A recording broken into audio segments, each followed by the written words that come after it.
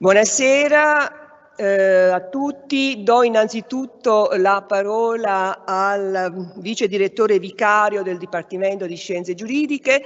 il professor Claudio Cressati. Prego, vice direttore. Buongiorno, buon pomeriggio a tutte e a tutti. Per me è un vero piacere portare il saluto del Dipartimento di Scienze Giuridiche e della sua direttrice, la collega ed amica Elena D'Orlando, a questo seminario e se mi permettete anche a quello di domani, perché penso che le due attività, che non per nulla hanno anche dal punto di vista grafico e della loro denominazione FLAW una cifra comune, appunto Forestry Law e Food Law, perché si integrano bene con quelle che sono da un lato le caratteristiche e le vocazioni dell'attività didattica del Dipartimento e dall'altro a quella che è la sua attività di ricerca. Come è noto, l'incontro di oggi si inserisce in un progetto di ricerca dipartimentale, quello di domani si inserisce in un progetto di ricerca del centro interdipartimentale sul Friuli. Di conseguenza mettono in rete forze innanzitutto del nostro Dipartimento, a cominciare dalle colleghe D'Ardezio, Bolognini e Maccioni, che ringrazio di cuore, ma con tanti altri soggetti sia del territorio regionale sia di altre università italiane, per affrontare questi due temi, diciamo quello di natura forestale, quello di natura legato all'ambiente e agli alimenti, che vanno entrambe sotto la cifra della sostenibilità, anch'essa presente in entrambi i programmi. E in effetti il nostro Ateneo ha nei confronti della sostenibilità una attenzione particolare,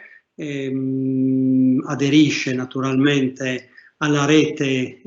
universitaria sulla sostenibilità che collega vari atenei italiani e direi che si è impegnato, e questi seminari, quello di oggi e quello di domani, si inseriscono bene in questa prospettiva, a declinare, a interpretare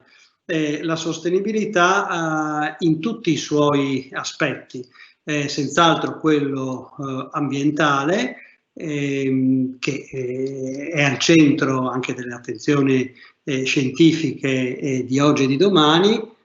ma anche la sostenibilità sociale e quella economica, perché per conseguire i risultati, che sono anche quelli per volare alto degli obiettivi a livello ONU 2030 sulla sostenibilità o agli obiettivi di Parigi sul cambiamento climatico, è chiaro che affrontare il tema, questo tema implica avere un approccio a 360 gradi per fare,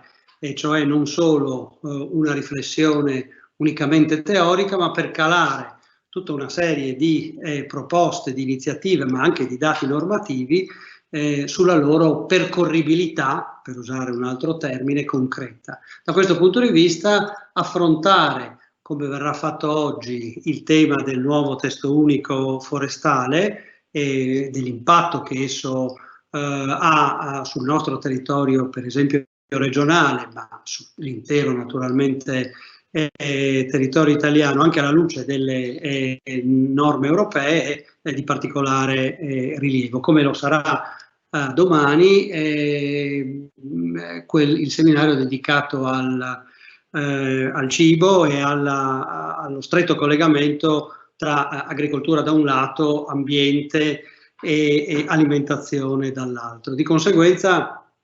sono entrambi due tappe importanti per un percorso che vede il nostro Dipartimento, ma in qualche modo tutto l'Ateneo di Udine impegnato su questi temi. Perciò grazie di cuore a Maria Rita e a Silvia per il loro impegno e anche a tutta la squadra che le ha supportate, e grazie a tutti coloro che hanno accettato, pur nelle difficoltà del momento che tutti ben conosciamo, di accettare questa proposta, che è anche una sfida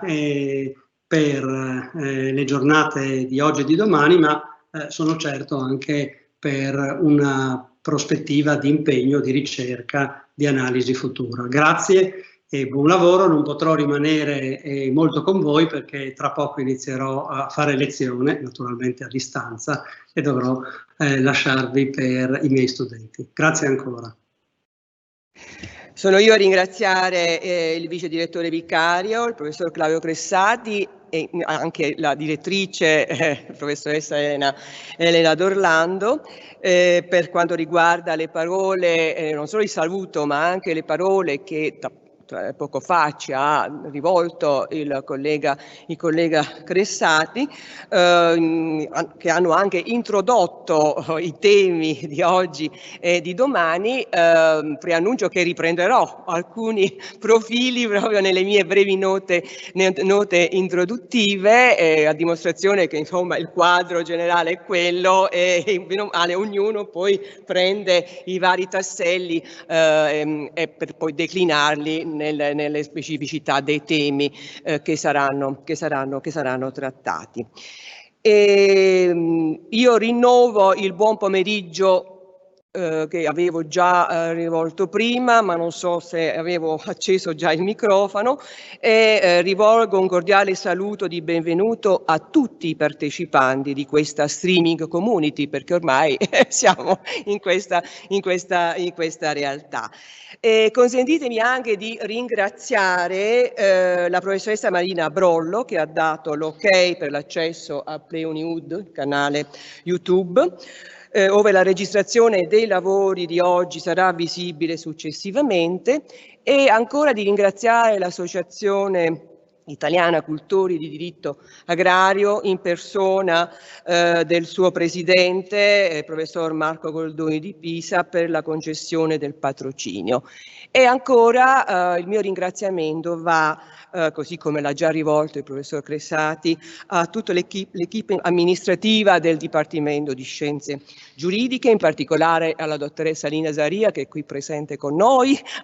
ancora supporto, un supporto che è iniziato già da diversi giorni, perché obiettivamente l'organizzazione di un evento live online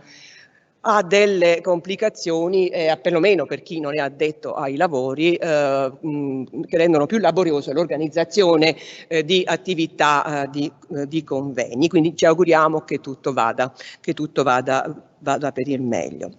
Dopo una breve introduzione, inizieremo ad ascoltare gli interventi programmati in questo incontro di approfondimento, il primo di 4 iniziative conclusive di altrettanti progetti di ricerca che insieme alla professoressa Silvia Bolognini abbiamo pensato di inserire nella cornice unica già sottolineata dal professor Cressati, Law, Forestry Law and Food Law. Non solo perché una cornice unica, non solo perché i temi rientrano nel diritto agroforestale e nel diritto agroalimentare, 2 dei settori oggetto della disciplina giustagraristica, ma anche perché tutti hanno in comune l'interdisciplinarietà dei percorsi e l'obiettivo della integrazione e della divulgazione delle conoscenze. Quando poi alla cornice unica, l'acronimo e la locuzione in lingua inglese esprimono le dimensioni sovranazionale ed internazionale delle tematiche di ricerca che proprio poco fa ha richiamato il professor Cressati, tematiche oggetto di diritto normativo ma anche giurisprudenziale a vari livelli. Tali dimensioni appaiono immediatamente percepibili soprattutto nel diritto agroalimentare, come si potrà vedere bene domani, poi negli altri 2 incontri programmati per il 3 e il 4 dicembre, ma sono presenti anche nel settore agroforestale. Certo, il testo unico di cui vedremo qui alcuni aspetti è un'importante fonte legislativa nazionale, ma nel suo articolo 1, sulla declinazione dei principi, specifica che le norme fondamentali da esso recate sono volte a garantire l'indirizzo unitario e il coordinamento nazionale in materia di foreste e di filiere forestali, nel rispetto degli impegni assunti a livello nazionale ed europeo. Ed ancora il successivo articolo 2 include tra le finalità quella di favorire la partecipazione attiva del settore forestale italiano alla definizione, implementazione e sviluppo della strategia forestale europea e alle politiche ad essa collegate, politica agricola comune, ambientale, compreso il contrasto al cambiamento climatico, la politica energetica, quella della coesione economica, sociale e territoriale, ancora quella della protezione civile. Così anche l'articolo 6, in cui è dettata la complessa disposizione a struttura piramidale su programmazione e pianificazione, richiede innanzitutto che la strategia forestale nazionale sia emanata in continuità con il programma quadro per il settore forestale, periodo 2009-2019, e si ponga in attuazione dei principi e delle finalità di cui ai primi 2 articoli e degli impegni assunti nel contesto internazionale ed europeo, con particolare riferimento alla strategia forestale dell'Unione del 2013, alla quale, sulla base di quanto recentemente è stato richiesto dal Consiglio alla Commissione, dovrebbe far seguito una prossima strategia per il periodo successivo al 2020, quindi siamo sempre in transizione. A livello internazionale credo sia sufficiente richiamare l'Agenda 2030 sullo sviluppo sostenibile, evocata anche dal collega Crissati, e in particolare il Goal 15, dedicato alla vita sulla Terra, ove tra i traguardi da raggiungere entro il 2020, e stiamo ormai verso la fine, compaiono quelli di promuovere una gestione sostenibile per tutti i tipi di foreste, arrestare la deforestazione, ripristinare le foreste degradate, aumentare ovunque la riforestazione e il rimboschimento. Ritorniamo ai progetti. 3 dei 4 progetti del ciclo di iniziative sono finanziati dal Dipartimento di Scienze Giuridiche nell'ambito del piano strategico di Dipartimento, ma con bandi con commissioni di selezione nazionali. Uno dei progetti è invece finanziato dal Centro Interdipartimentale per lo Sviluppo della Lingua e della Cultura del Friuli Venezia Giulia, Joseph Marchais, di cui domani ci sarà l'incontro. Invece il meeting di questo pomeriggio è proposto con lo scopo di svolgere alcune riflessioni sul ruolo dei soggetti coinvolti e sui principali strumenti giuridici all'insegna dei canoni di sostenibilità e di fare il punto su talune questioni interpretative sorte in seguito all'adozione del nuovo testo unico forestale e rilevanti anche per la regione autonoma Friuli Venezia Giulia, soprattutto sotto alcuni profili che vedremo.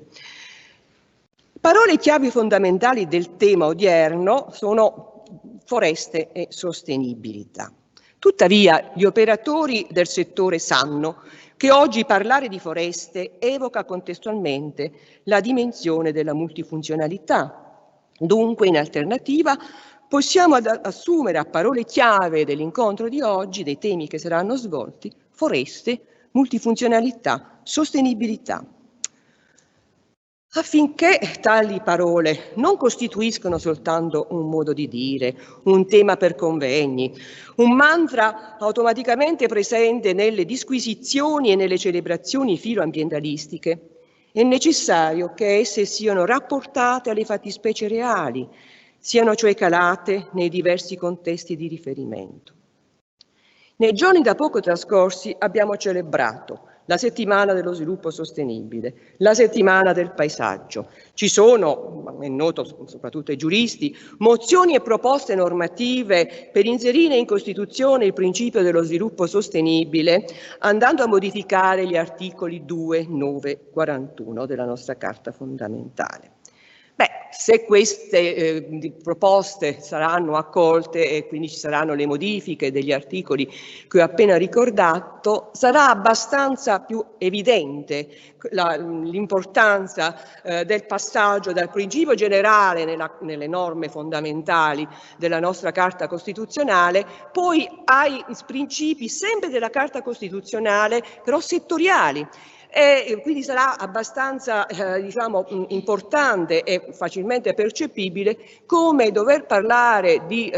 sviluppo sostenibile poi avrà una declinazione particolare nel momento in cui deve essere incanalato nell'articolo 44 della Costituzione, ad esempio per gli equirapporti sociali sulla proprietà terriera. È un po' quello che succede quotidianamente tra articolo 3 della Costituzione sul principio di eguaglianza e altre norme costituzionali su settori particolari in cui l'eguaglianza deve essere, diciamo, incanalata, calata, e ancora porto l'esempio dell'articolo 44 della Costituzione. Questo per dire che il giurista in particolare coglie soprattutto come la locuzione generale poi per avere un vero significato debba essere specificata, deve essere vista in tutti i suoi risvolti. La novella del testo unico è complessa, manca ancora di alcuni decreti ministeriali attuativi, ne sono previsti 9 se non ho contato male, ma sono stati emanati soltanto 2. Si snoda tra profili di diritto pubblico e privato, nonché tra un insieme di interessi ambientali e paesaggistici, richiede un fitto dialogo tra Stato e Regioni, il coordinamento con la normativa paesaggistica e il rispetto delle regole del codice degli appalti. E chi ne ha più ne metta, verrebbe da dire.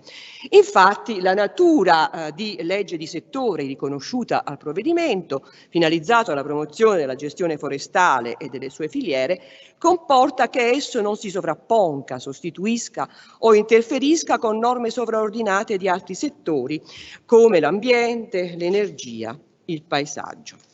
In generale, rispetto alla questione forestale, nella quale sono coinvolti temi che toccano l'economia, le scienze naturali, l'urbanistica, il diritto si pone al crocevia dei saperi, offrendo con la sua regolazione una visione di sintesi, ma ciò rende quanto mai opportuno che gli operatori giuridici conoscano i punti di vista degli studiosi delle altre discipline pertinenti. Ed ecco perché con noi sono qui presenti oggi l'architetta Casucci e la dottoressa forestale Maria Cristina D'Orlando. Quanto al testo unico forestale, la complessità dei suoi contenuti si presta a più chiavi di lettura. Il progetto di ricerca ha scelto di seguire quella improntata ai canoni di sostenibilità, quale percorso comune alle tecniche e agli strumenti giuridici adottati di natura sia pubblica sia privata. Nell'incontro di oggi saranno trattati alcuni degli uni e degli altri e dovrebbe emergere una particolarità. In ciascun tema i profili pubblici e privati si riveleranno sempre ambedue presenti, talvolta più intersecati, altre volte meno. Sono profili pubblici, quelli sulle competenze, le pianificazioni, le autorizzazioni, viabilità forestale, profili privati, quelli sulle strutture collettive, la gestione attiva e razionale, per la gestione attiva e razionale delle risorse forestali, tutte le disposizioni relative alle attività di produzione di beni e servizi riconducibili a più categorie di imprese, silvicola, commerciale, di arboricoltura da legno, forestale. Quest'ultima è una new entry introdotta dal testo unico forestale. Non è oggetto di relazione nel convegno di oggi, ma per esempio me ne sto occupando io personalmente per un approfondimento ai fini di una pubblicazione questo nuovo istituto, indubbiamente molto interessante, crea una serie di difficoltà interpretative, bisogna regolare i suoi confini rispetto a quelli di altre tipologie di imprese, apre nuovi scenari perché rende molto più, diciamo, se saranno poi recepiti gli input che vengono anche dall'Unione Europea, molto più numerosi i servizi ecosistemici, eccetera, eccetera. Allora, le strutture collettive pubbliche e private in alcuni casi richiedono l'operazione di qualificazione giuridica, anche perché il testo unico forestale fa riferimento a fattispecie tipiche e atipiche. E sentiremo il professor Nicola Nucifero. Le certificazioni forestali garantiscono la sostenibilità della gestione forestale, da cui deriva la materia usata per i prodotti, ma sono strumenti di mercato, di marketing, costituiscono un valore aggiunto per i prodotti forestali, legnosi e non, ed inoltre coinvolgono anche il consumatore nel perseguimento della sostenibilità, sia con la sua scelta per il prodotto, e sia partecipando alla messa a punto degli standard per il marchio PEFC, un percorso partecipato bottom-up. Iniziamo allora i lavori per i quali do queste rapide indicazioni. Ogni relatore avrà a disposizione 25-30 minuti. Tra il primo e il secondo gruppo di relazioni saranno presentati e brevemente commentati 2 poster, uno in materia di pianificazione, in particolare i piani forestali in indirizzo territoriale in zona montane, l'altro in tema di viabilità forestale. Ne sono autrici rispettivamente le dottoresse Francesca Della Rosa e Giulia De Luca, componenti del gruppo di ricerca di cui ho la responsabilità scientifica. A chiusura è previsto uno spazio per il dibattito, destinato soprattutto a chi, tra gli altri componenti di questa streaming community, intenderà intervenire. E allora io vi chiederei la cortesia, per chi vorrà intervenire, anche di scrivere sul momento, quando percepisce, diciamo, cosa chiedere, quando la domanda nella chat, che sarà tenuta sotto controllo dalla dottoressa Alina Zaria, e poi alla fine, al momento del dibattito, sarà portata qui a me, in modo da poter cominciare, diciamo, a sentire e a dare le eventuali risposte, oppure ad aprire, diciamo, il confronto. Iniziamo allora. La prima relazione sarà quella svolta dall'architetta Stefania Casucci. Allora, nelle brevi note introduttive ho evidenziato la necessità di coordinare le disposizioni del testo unico con quelli di altri importanti corpus legislativi, codice dell'ambiente, anche il codice civile, codice dei beni culturali e del paesaggio. Particolarmente delicato il rapporto con quest'ultima fonte, considerata la forza prevalente che la sua efficacia, e in particolare quella della pianificazione paesaggistica, ha rispetto ad altri strumenti di pianificazione con essa interferenti. Ecco perché la scelta di affidare all'architetta Stefania Casucci della Sovrintendenza regionale area funzionale e paesaggio,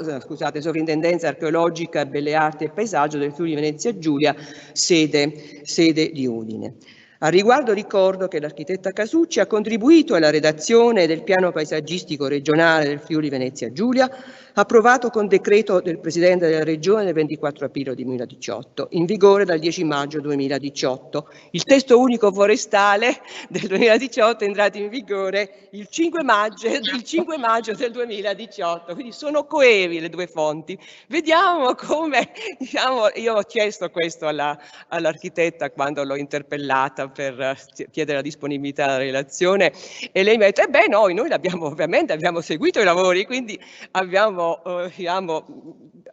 consapevolezza anche dell'emanazione ovviamente del testo unico. Però qui, e poi do veramente la parola, mi fece ricordare una frase che in questa telefonata l'architetta dice, ma sì, perché poi la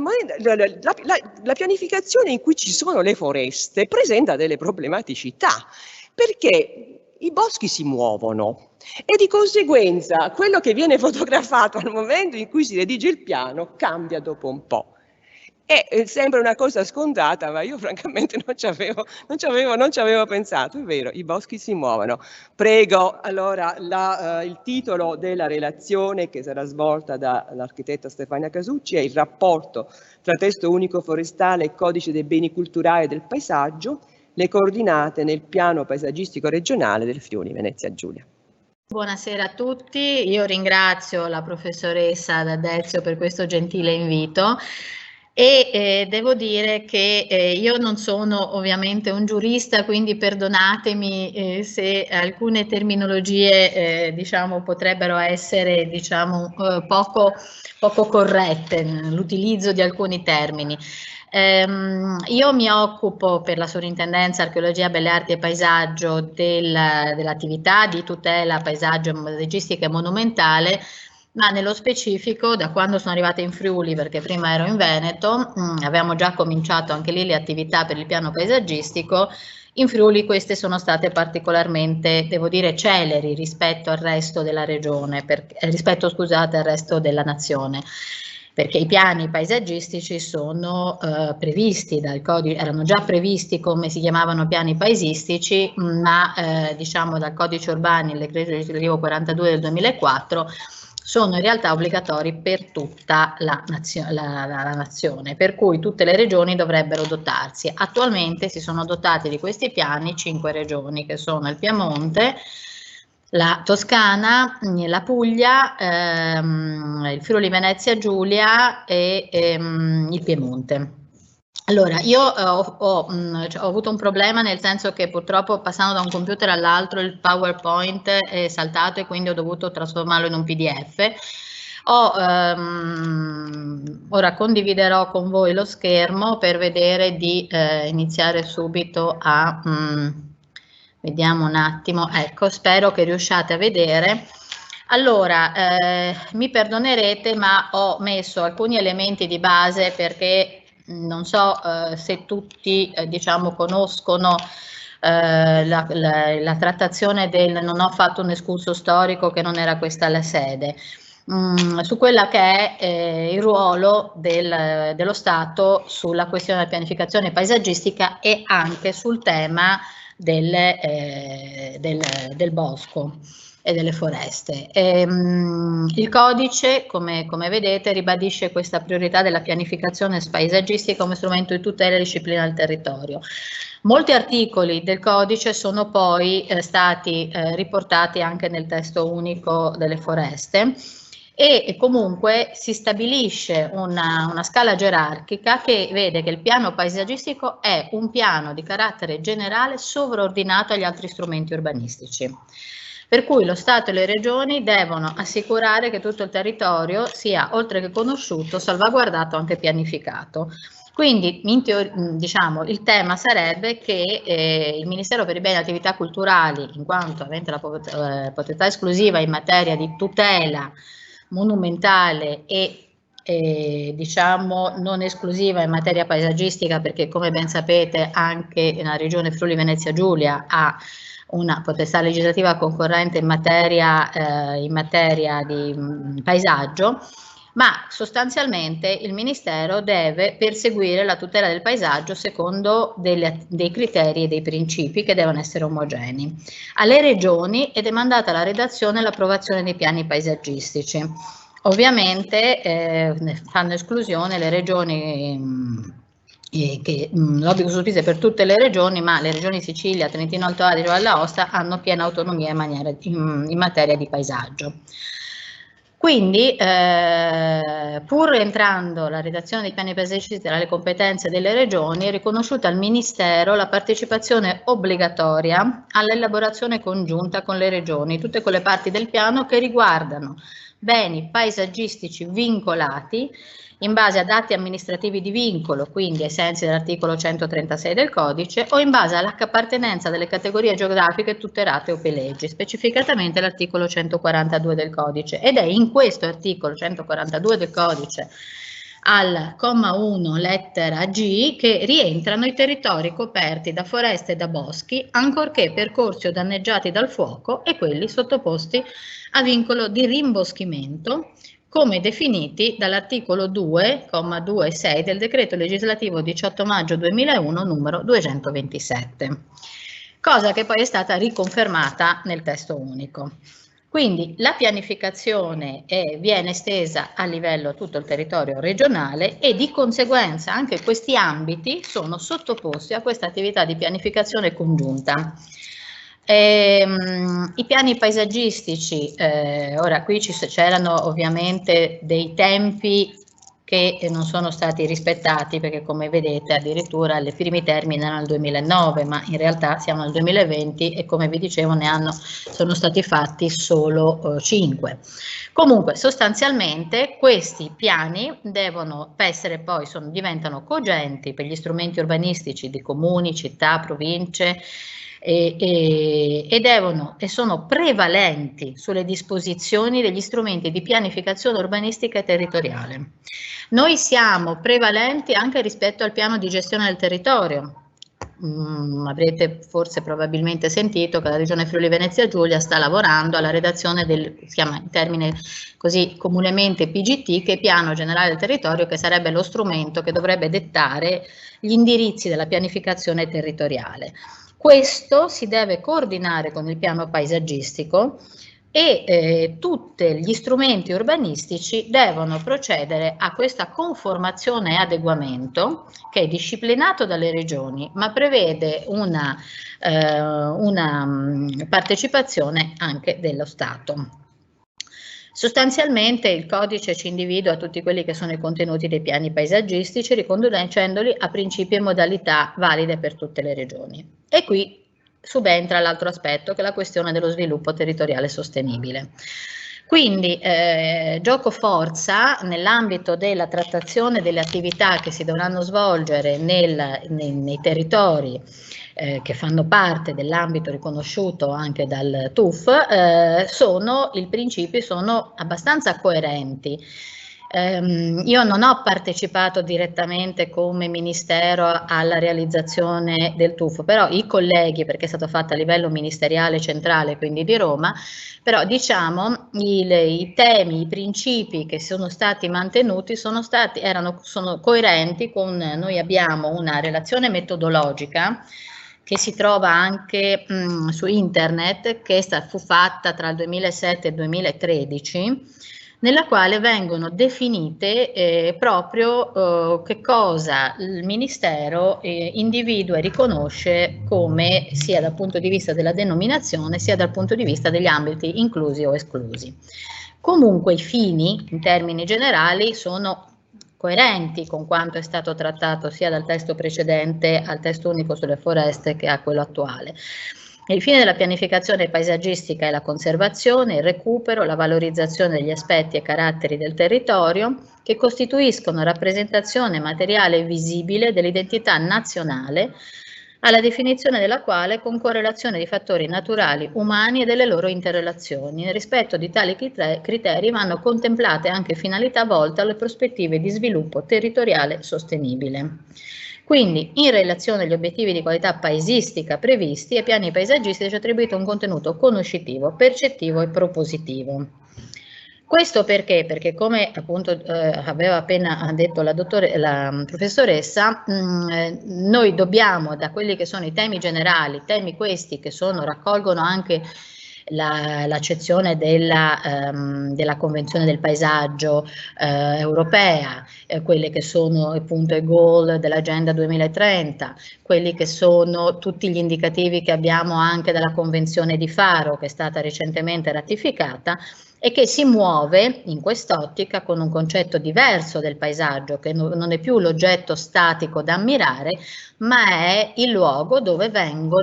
si vive, dove vengono realizzate le azioni, come ho appena detto, naturali, umane e le loro interazioni. Quindi il paesaggio non è più semplicemente un'area verde, come si poteva pensare, ma diventa tutti i luoghi nei quali vengono diciamo, effettuate delle attività. E quindi si va dalla città, dalla parte di boschi planiziali, ai boschi, alle foreste, ai piopeti, avanti. Come si procede? Come abbiamo proceduto e come la norma ci dice di procedere? Attraverso l'analisi del territorio e delle dinamiche di trasformazione, l'individuazione di ambiti territoriali in funzione delle caratteristiche paesaggistiche,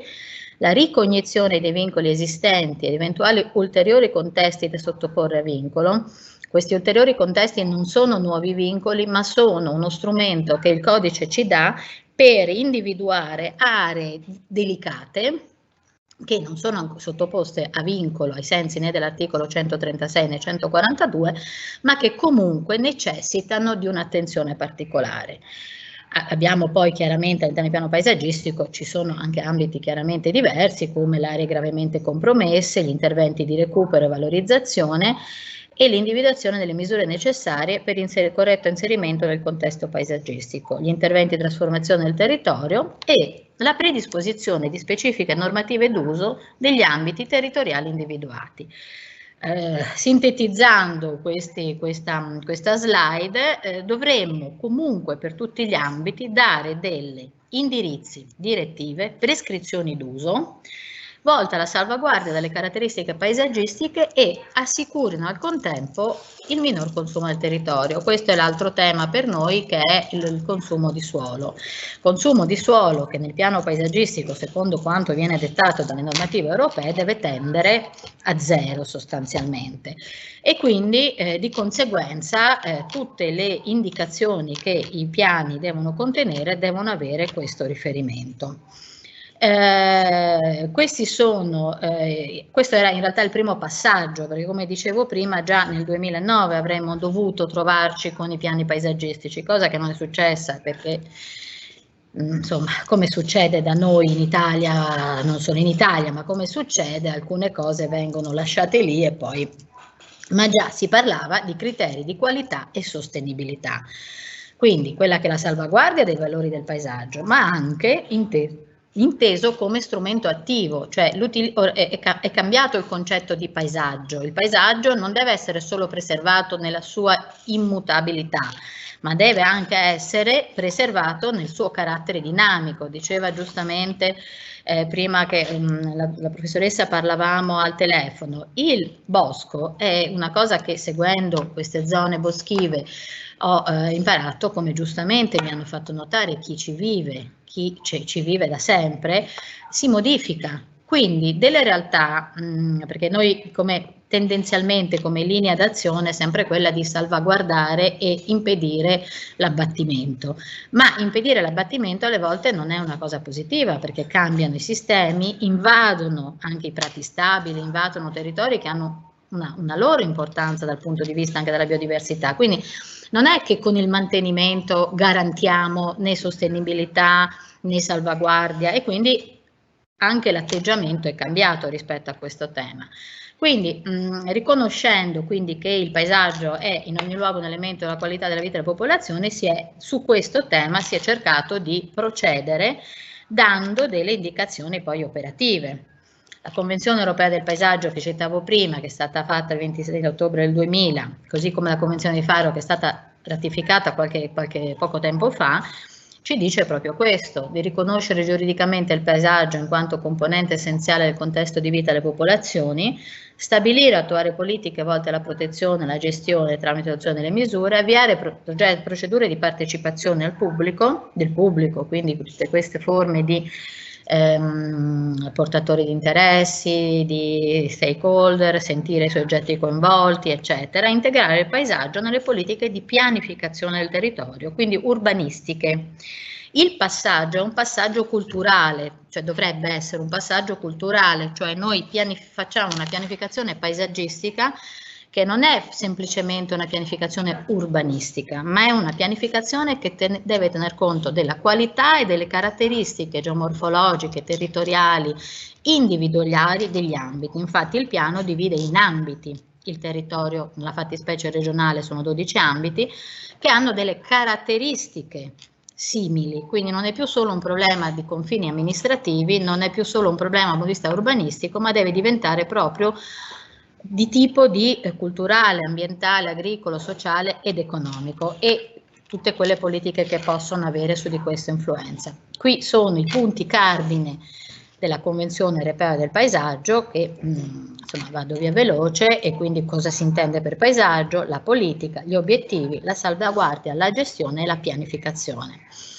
L'articolo 143 è quello che detta le norme e detta la modalità con cui dobbiamo operare. Vi dicevo prima, noi abbiamo sostanzialmente due ambiti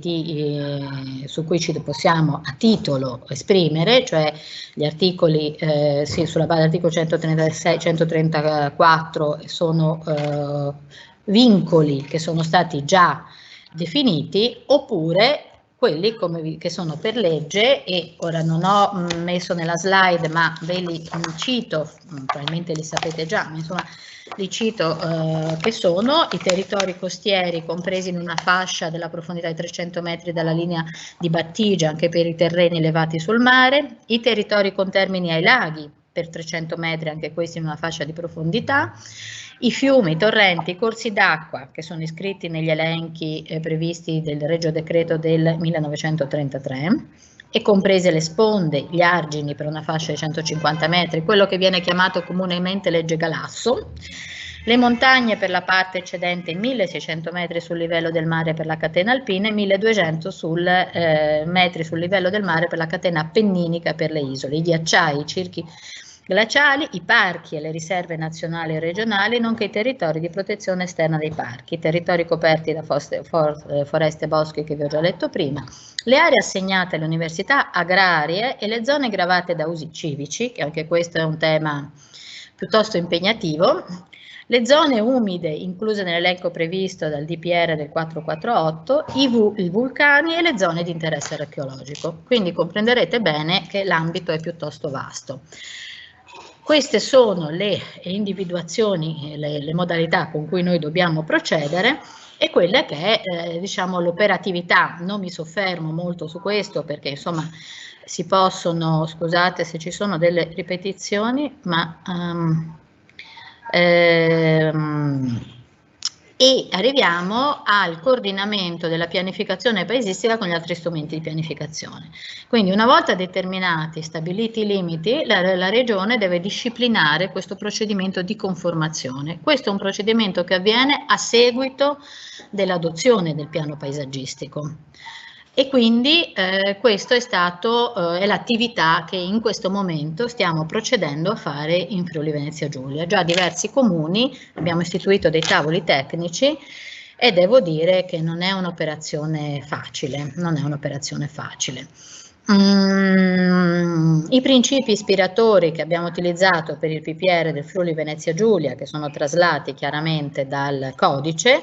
riguardano la tutela e la salvaguardia, che sono due concetti, anche questi abbastanza, che alle volte vengono utilizzati in modo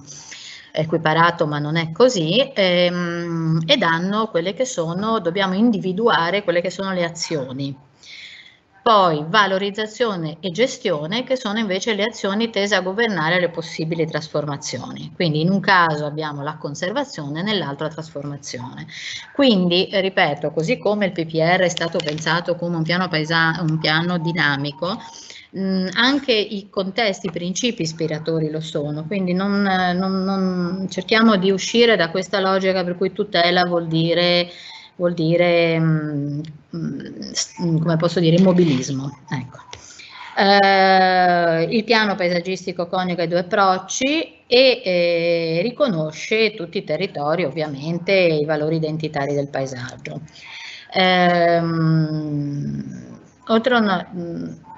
Diciamo, poi vabbè, ora qui non mi soffermo, ma insomma, perché sennò temo di allungarmi troppo. Ma in sintesi questo è quello che fa il piano paesaggistico, quindi pone gli obiettivi di qualità, gli indirizzi, effettua la ricognizione, individua gli ulteriori contesti. Come ha detto la professoressa, è in vigore dal 10 maggio del 2018 e contiene quelli che sono gli obiettivi e le linee strategiche.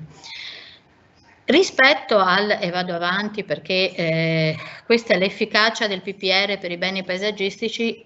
specifica quelle che sono le norme della parte. Allora il piano si divide in una parte statutaria e una parte strategica.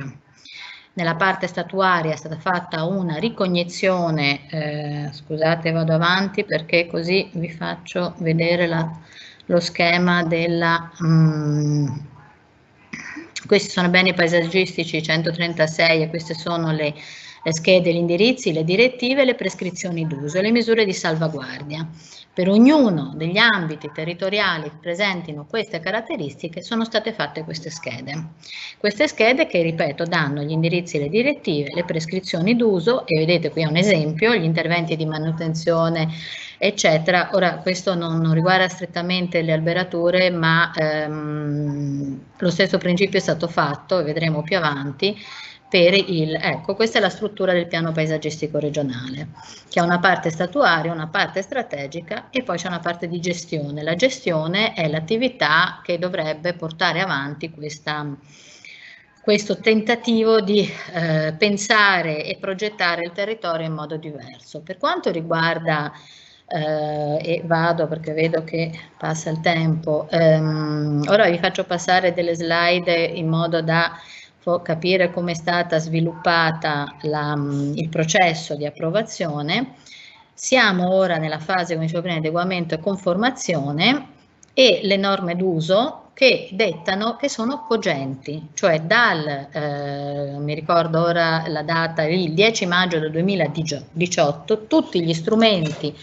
urbanistici, comunali e regionali devono conformarsi al piano paesaggistico regionale. Questo vale per tutte le attività sul territorio.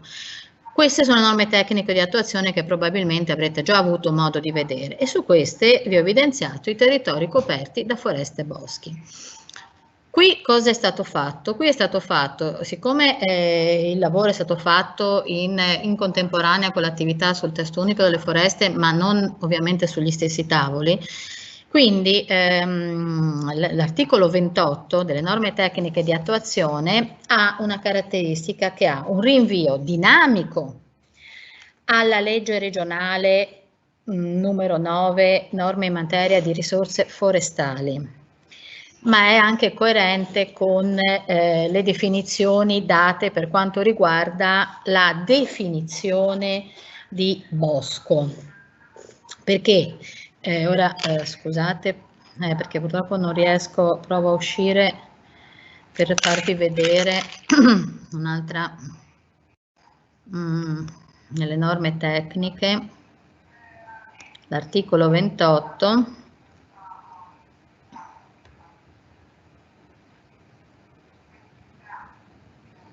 e poi c'è anche un articolo sugli usi civici. Ecco, l'articolo 28, aspettate che provo a metterlo, ecco, i territori coperti da foreste e da boschi. Il PPR riconosce e individua i territori coperti da foreste e da boschi ancorché percorsi o danneggiati, l'abbiamo già detto. Ai fini della ricognizione e delimitazione dei territori coperti da foreste e da boschi si applica la definizione di bosco, definizione che è come quella, non è esattamente come, nel senso che è scritta in modo diverso, ma insomma nella sostanza è coerente anche con il testo unico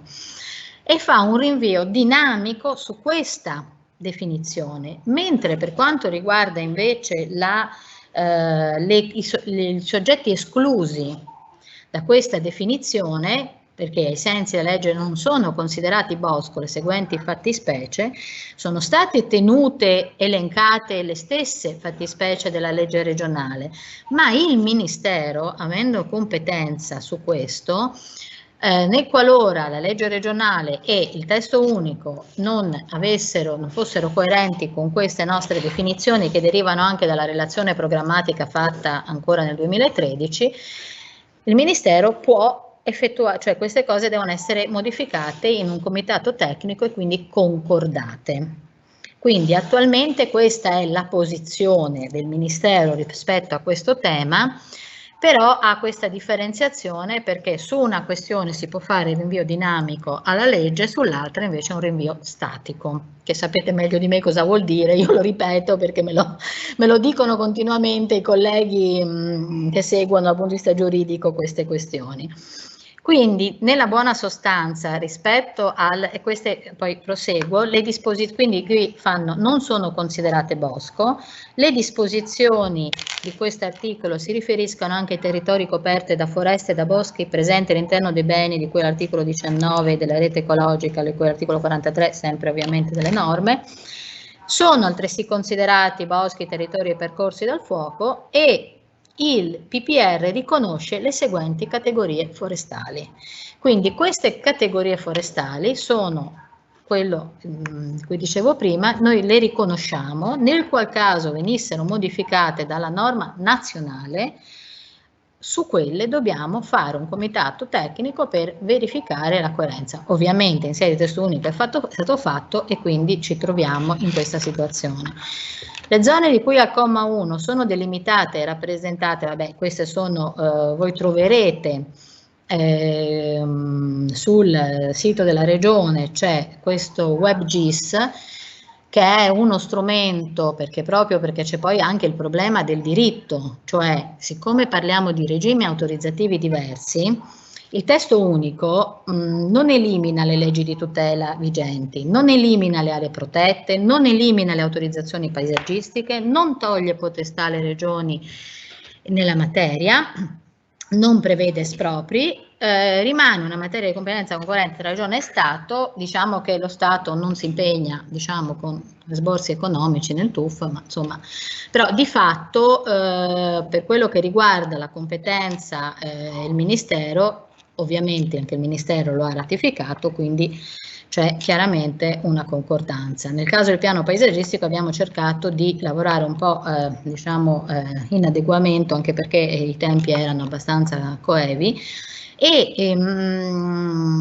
cosa succede? Succede che essendo il bosco attualmente identificato dalla forestale, vengono delimitati i perimetri. Al di fuori di quello io ho un regime autorizzativo dal punto di vista delle autorizzazioni paesaggistiche diverso. Sono stati riconosciuti i perimetri attuali all'interno di questo WebGIS, quindi georeferenziati, quindi anche hanno un valore dal punto di vista del diritto, però siccome è un sistema che si modifica, abbiamo assunto la determinazione di concordare con la forestale ogni qualvolta si riscontrassero delle variazioni o venissero segnalate dai comuni, dai privati, da chi ha interesse a operare in quell'ambito, faremo una verifica congiunta con la forestale e identifichiamo quella che effettivamente è la superficie, perché abbiamo visto che in sede di conformazione e adeguamento di molti piani regolatori generali comunali non sempre troviamo concordanza tra quanto ovviamente è stato identificato dalla mappatura, quanto è attualmente, qual è la situazione attuale, perché chiaramente i sistemi si modificano. Quindi non cambia il regime autorizzativo, cambia il riconoscimento dell'ambito di intervento. L'autorizzazione paesaggistica segue le norme che sono quelle del decreto legislativo 42 e del DPR 31, cosiddetto Madia, che prevede una serie di semplificazioni in relazione anche appunto al trattamento delle aree boscate, e in sede di PPR noi diamo degli indirizzi che devono essere recepiti, delle direttive, quindi salvaguardare i boschi, conservazione della biodiversità e anche però funzione turistico-ricreativa, capacità produttiva e altre risorse rinnovabili. Nel territorio montano favorire il mantenimento e il recupero di praterie prioritariamente mediante interventi di recupero delle aree abbandonate, salvaguardare e valorizzare i boschi in relazione allo significato di memoria storica e culturale. Gli strumenti di pianificazione devono recepire le direttive che disciplinano gli interventi. Ora, senza andare a leggere uno per uno, anche perché insomma potete ritrovare molto facilmente, quindi la pianificazione deve recepire le indicazioni date e deve tenerne conto e deve inserire gli interventi finalizzati alla conservazione e gestione dei boschi stessi. Tutti i progetti previsti, ferme restando le previsioni degli strumenti di pianificazione forestale approvate ai siti Natura 2000, deve avere delle prescrizioni d'uso. Quindi vengono messi interventi che non sono ammissibili, che sono ammissibili con autorizzazione paesaggistica e quelli per cui non è richiesta autorizzazione paesaggistica in riferimento agli accordi di semplificazione Stato-Regione o il DPR 31 del 2017, cose che vengono assunte anche all'interno del TUF. Ora, senza rileggervi, qui ci sono nei vari ambiti di paesaggio, vengono individuate che cosa si può fare e che cosa non si può fare, però sempre utilizzando un principio diciamo di recupero anche del territorio, non solo scusate che ora mi sono ripersa, non solo in modo statico, e spero, non so perché non me lo apre. E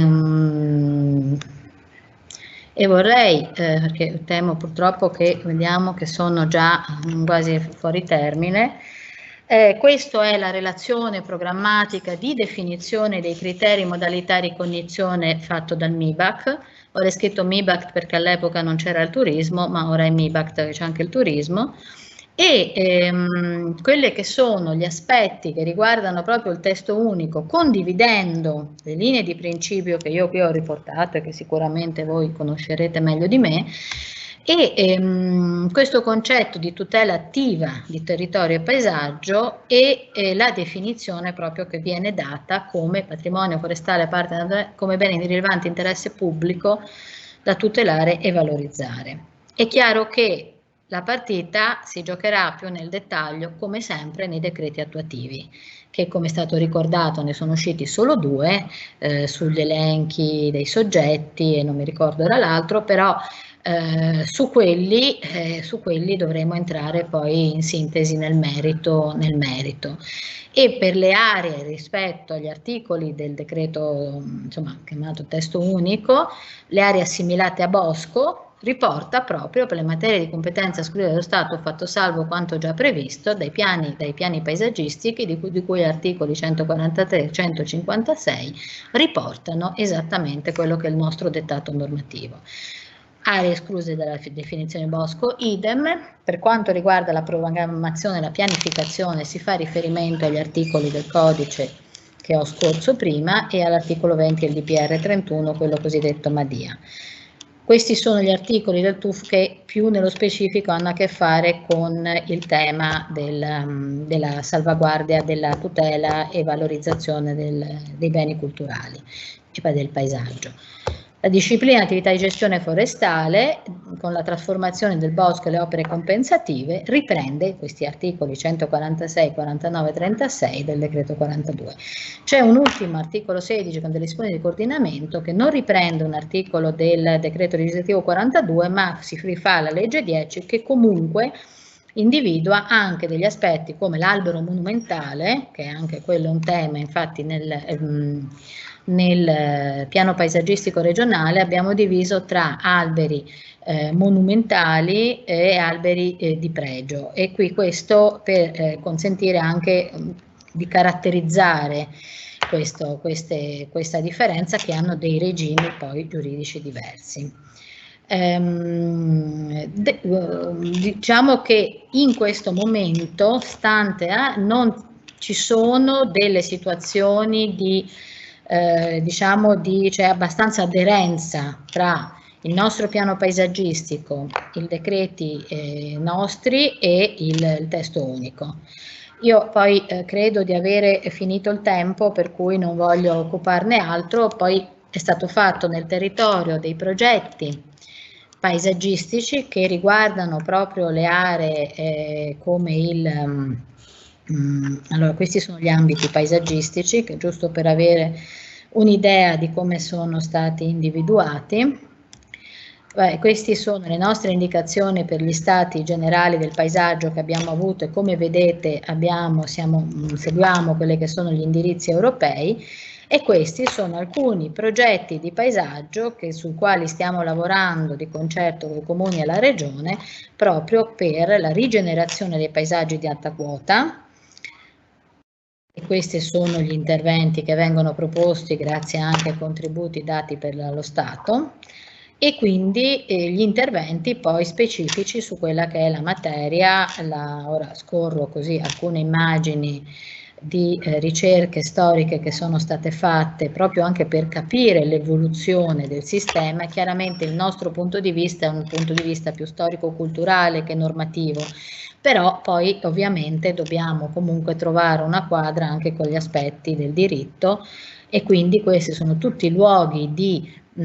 costruzioni di paesaggi che possono anche avere un'economia locale autosostenibile, che è quello su cui si sta lavorando, sui sistemi territoriali che consentano anche dal punto di vista, questo vedete il ponte di Pinzano di Silvano Zorzi e questo è il Sacrario Germanico, che diventano anche dei luoghi in cui si possano poi avviare dei percorsi virtuosi. E questi sono solo alcuni degli esempi su cui stiamo lavorando, anche qui della zona dei boschi degli usi civici, perché anche il tema degli usi civici è un tema veramente difficile, devo dire, e questa è la logica con la quale noi anche operiamo all'interno poi della riqualificazione del bosco e quindi l'individuazione delle caratteristiche anche delle varie tipologie arbustive. Ecco, io direi che a questo punto mi posso fermare e ringrazio per l'attenzione, spero di non essere stata troppo generica perché purtroppo il tema è un po' complesso, anche per noi che dobbiamo fare i conti con la pianificazione, la tutela, la valorizzazione, le norme, e cosa che dobbiamo fare un po' tutti per l'amor di Dio, però è un modo diverso di affrontare gli ambiti sottoposti a tutela, col quale speriamo di andare verso una migliore qualità del territorio. Grazie a tutti. Grazie all'architetta Stefania Casucci per una relazione complessa ma chiara, perché è riuscita è riuscita a sintetizzare il quadro generale della normativa sul paesaggio, coordinandolo poi con il testo unico forestale e soprattutto poi a scendere sull'esempio del Friuli Venezia Giulia, che da quello che ci ha detto, che ho appreso,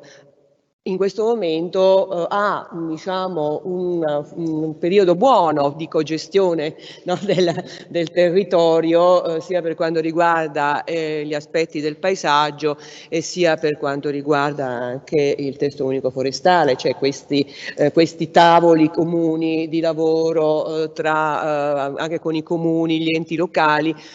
mi sembra che siano senz'altro positivi e probabilmente tutti ci auguriamo che portino a una buona gestione, come auspicava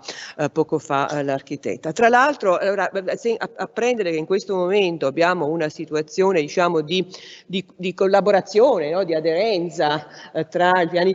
quello che prevede il piano paesaggistico e anche quello che pian piano richiede l'attuazione del testo unico forestale, non è proprio sempre così diffuso, perché io posso soltanto ricordare che nel mese di agosto il governo ha impugnato una legge della regione autonoma Sardegna perché aveva praticamente modificato una sua norma sottraendo alcune tematiche al principio della copianificazione in tema di paesaggio. Le tensioni diciamo, tra regioni e Stato in materia paesaggistica sono state sempre presenti e ancora continuano. Io a questo punto ringrazio nuovamente l'architetta, abbiamo preso spunti, andremo ad approfondire anche alcune norme specifiche del piano, della parte diciamo testuaria, ma anche di quella tecnica del piano paesaggistico della regione Friuli Venezia Giulia, e passerei alla seconda relazione che sarà svolta dal professor Nicola Lucifero, associato di diritto agrario nell'Università degli Studi di Firenze. Il tema che tratterà riguarda le strutture collettive per una gestione attiva e razionale delle risorse forestali. Soltanto così brevemente vorrei sottolineare, per chi ci sta ascoltando e non è magari proprio ben inserito in questa tematica, che il testo unico indica vari percorsi affinché le regioni si attivino per promuovere strutture collettive funzionali a garantire tutela e gestione attiva e razionale delle risorse forestali.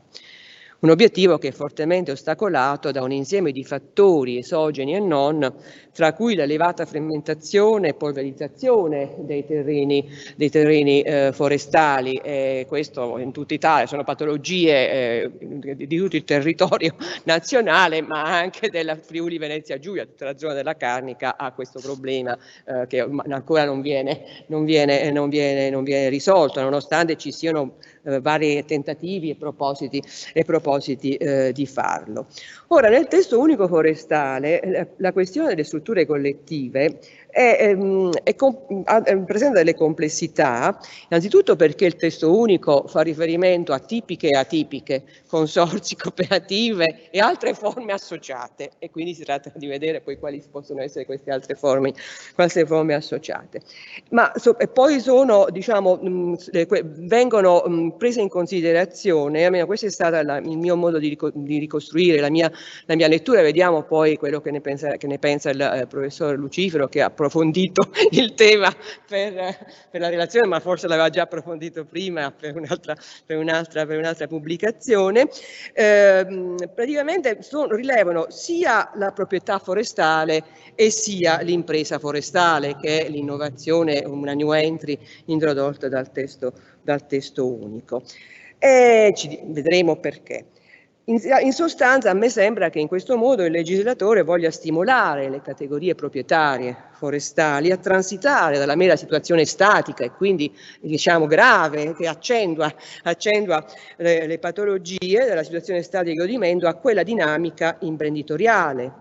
aperta a nuove attività, tra cui anche quella dei servizi ecosistemici. Comunque la sentiamo cosa ci dice e cosa pensa rispetto a questi miei input il professor Lucifero. Prego.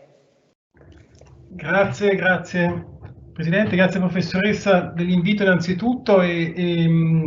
a tutti gli organizzatori per avermi permesso di fare questo intervento su un tema che, come giustamente osservava, è, come dire, importante e dà una chiave di lettura rilevante per tutte quelle che sono le prospettive e anche gli obiettivi che il testo unico si propone di affrontare. Devo dire che io, in linea con l'architetto, avrei anch'io una presentazione che sostanzialmente vuole accompagnare un po' la mia relazione, che penso che possa essere opportuno anche in ragione, insomma, delle tante questioni che vorrei andare a affrontare. Come ha detto lei giustamente, Presidente, il punto centrale del tema delle strutture collettive è quello di andare a toccare o affrontare una questione rilevante nell'ambito del sistema del diritto forestale, cioè il tema che è un problema certamente strutturale del settore, che è quello della forte frammentazione delle proprietà e di conseguenza che incide necessariamente su quella che è una gestione attiva. Per affrontare questo tema, e quindi ho pensato di partire da alcuni dati che forse rispondono a una logica, a una visione molto fattuale, ma che a mio avviso sono importanti per capire da un lato alcuni aspetti rilevanti, ma anche qual è la prospettiva che bisogna avere toccando il tema dei rapporti, diciamo, associativi o contrattuali che possono rilevare in questo settore. Il contesto è molto chiaro, cioè tradizionalmente il settore forestale subisce una forte frammentazione delle proprietà. Questo è un dato, come dire, non nuovo, tradizionale al settore. Lo si vede innanzitutto da alcuni dati che rilevano la forte frammentazione delle strutture proprietarie, già banalmente fra il pubblico e il privato, con anche delle particolarità o delle specificità dettate dal fatto che è vero che la percentuale delle strutture private è maggiore, ma questa ha per sua stessa caratteristiche magari di dimensioni più piccole rispetto a quelle di quelle strutture pubbliche. Allo stesso tempo va detto che nel patrimonio forestale a livello nazionale è anche molto aumentato nell'arco degli ultimi decenni, ma questo a discapito anche di tante aree che sono state abbandonate, con tutta una serie di problemi su quello che è la vulnerabilità dello stesso settore forestale. Una considerazione quindi rilevante è quindi come quando si parla, ed è anche la bontà del tema che mi è stato affrontato, del titolo, che sostanzialmente vuole sì guardare il tema delle strutture collettive, ma in una prospettiva segnata dalle linee guida, come dire, del testo unico, che guarda comunque alla gestione attiva. E questo lo dico perché nel quadro della disciplina del TUF acquisiscono particolare rilevanza proprio alcuni aspetti che sono da un lato tradizionali della disciplina giuridica del settore forestale, quali per esempio certamente le tematiche collegate alla produzione, ma anche alla conservazione e quindi le logiche anche di natura ambientale che intervengono sul settore. Una considerazione che però mi sento di dire anche sulla base di alcune questioni che ho avuto modo di affrontare, che il mercato stesso del legno, comunque che è direttamente riconducibile a questo settore, è fortemente cambiato negli ultimi anni, determinando, quindi sulla base globale, determinando quindi dei cambiamenti di prospettiva che per il nostro paese, che tradizionalmente è un grande importatore, che quindi pone ulteriori criticità in una logica di prospettiva, posto che in tanti soggetti e quelli che erano tradizionalmente i nostri partner stanno, come dire, si stanno ponendo sul mercato in modo diverso da quello che è venuto fino adesso. Tutte queste considerazioni che ho, forse in modo molto ordinato, messo sul tavolo, acquisiscono rilevanza nella prospettiva che stiamo andando a esaminare. E in questo senso il quadro normativo è chiaramente quello, come è stato detto bene, quello del testo unico della disciplina di settore, che ovviamente è intervenuto abrogando la disciplina del decreto legislativo 227 del 2001, che era una norma che, insomma, come i commentatori hanno da subito posto in evidenza, è una norma, come dire, che ha dimostrato la sua inadeguatezza a rispondere a delle logiche di indirizzo, di ammodernamento che, insomma, i decreti si proponevano di porre in risalto. Invece ha posto delle criticità, soprattutto nella prospettiva di quelle che sono le caratteristiche proprio legate all'aspetto della produzione. Ma quello che volevo evidenziare è come la disciplina normativa si va a collocare in un contesto che è ovviamente quello del sistema vincolistico previgente, ma che ovviamente si accompagna a tutte le tematiche della disciplina del codice dell'ambiente, del codice del paesaggio, che certamente sono disposizioni importanti anche in una logica di attività, perché ovviamente incidono sull'aspetto produttivistico. Però, e questo è l'aspetto a mio avviso di maggiore interesse che insomma, la professoressa aveva giustamente evidenziato in apertura, della grande rilevanza del quadro internazionale, che dà, quindi sia delle fonti di diritto internazionale che le fonti, come dire, europee, ancorché di soft law, ma sempre rilevanti nella logica interpretativa per l'interprete, per guardare la prospettiva e l'input che arrivano al TUF, ma come dire a tutto il diritto forestale, e che guardino una logica di una prospettiva attiva e integrata a tutte le, che richiedono, scusate, un approccio integrato a tutti gli altri aspetti. Queste considerazioni assumono rilevanza nella prospettiva certamente di andare a esaminare le tematiche collegate alla gestione dei rapporti collegati alle strutture collettive, ma richiedono anche di vedere qual è la prospettiva che il TUF dà in relazione alla gestione del bosco. Questo lo dico perché se uno prende in esame le disposizioni del TUF, in modo particolare l'articolo 1 e 2 legato proprio ai principi, si evidenziano dei concetti che richiamano sempre le note introduttive della professoressa legate alla sostenibilità, che sono rilevanti e anche a tutta la funzionalizzazione della gestione del bosco in relazione a quello che è lo sviluppo ecocompatibile, in una prospettiva che supera la logica proprietaria o di appartenenza del fondo, cioè le logiche di interesse e i principi sembrano guardare avanti e oltre nell'ambito di quelle che sono una gestione, come dire, funzionale e razionale a beneficio di tutta l'intera collettività, a dimostrazione della complessità degli interessi che intervengono in questo settore. E questo lo dico perché acquisisce rilevanza proprio nell'ambito di quelli che sono dell'apertura di vedute stesse che si determina con riguardo agli interessi che intervengono sulla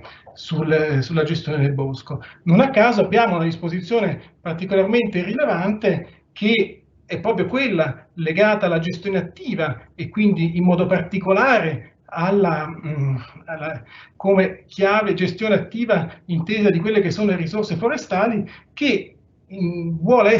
individuarsi come chiave, come dire, di sintesi di una molteplicità di attività che hanno ad oggetto proprio degli interventi razionali sul patrimonio forestale. Quindi basta esaminare la definizione che l'articolo 3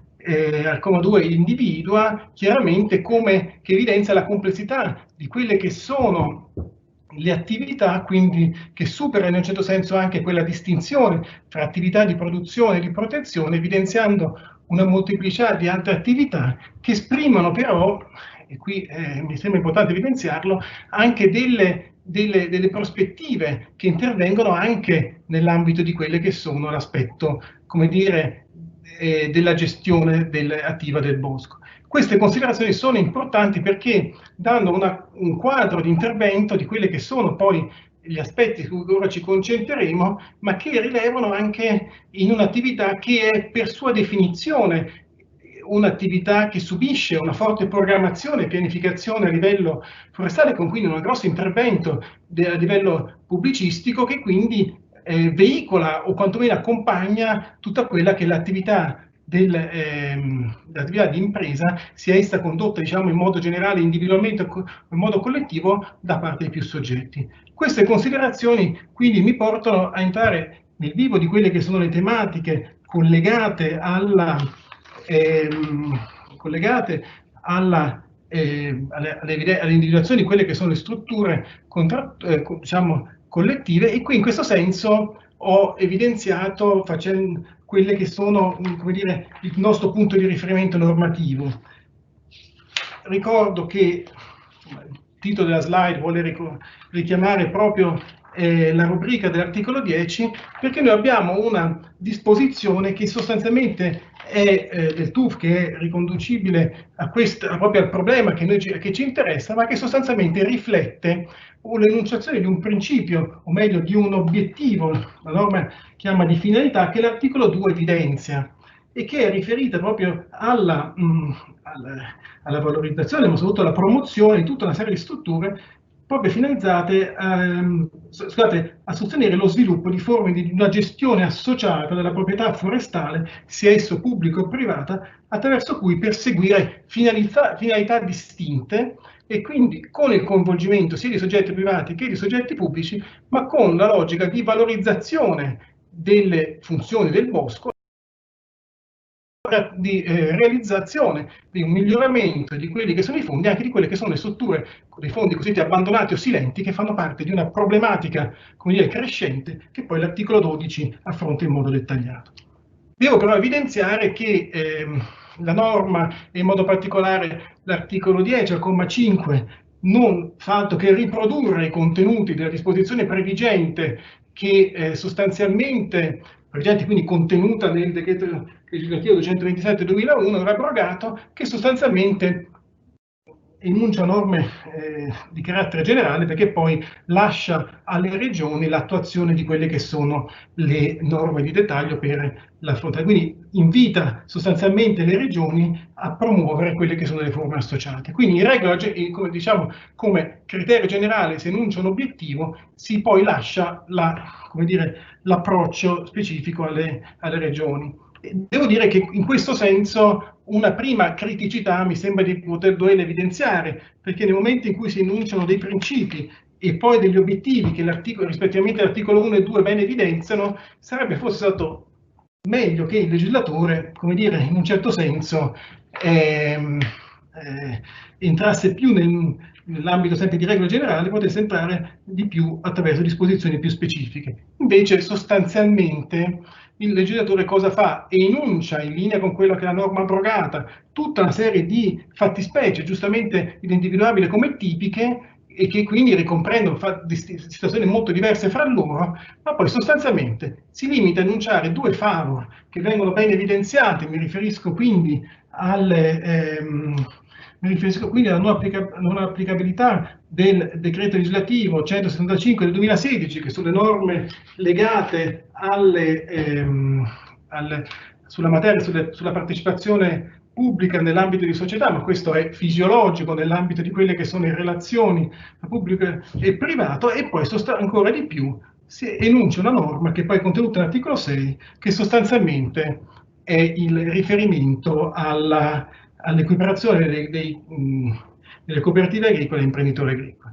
Devo dire che in questo si vuole rileggere, però quello che ho voluto evidenziare in una prospettiva ancora più precisa è quella di vedere quali sono le strutture che tradizionalmente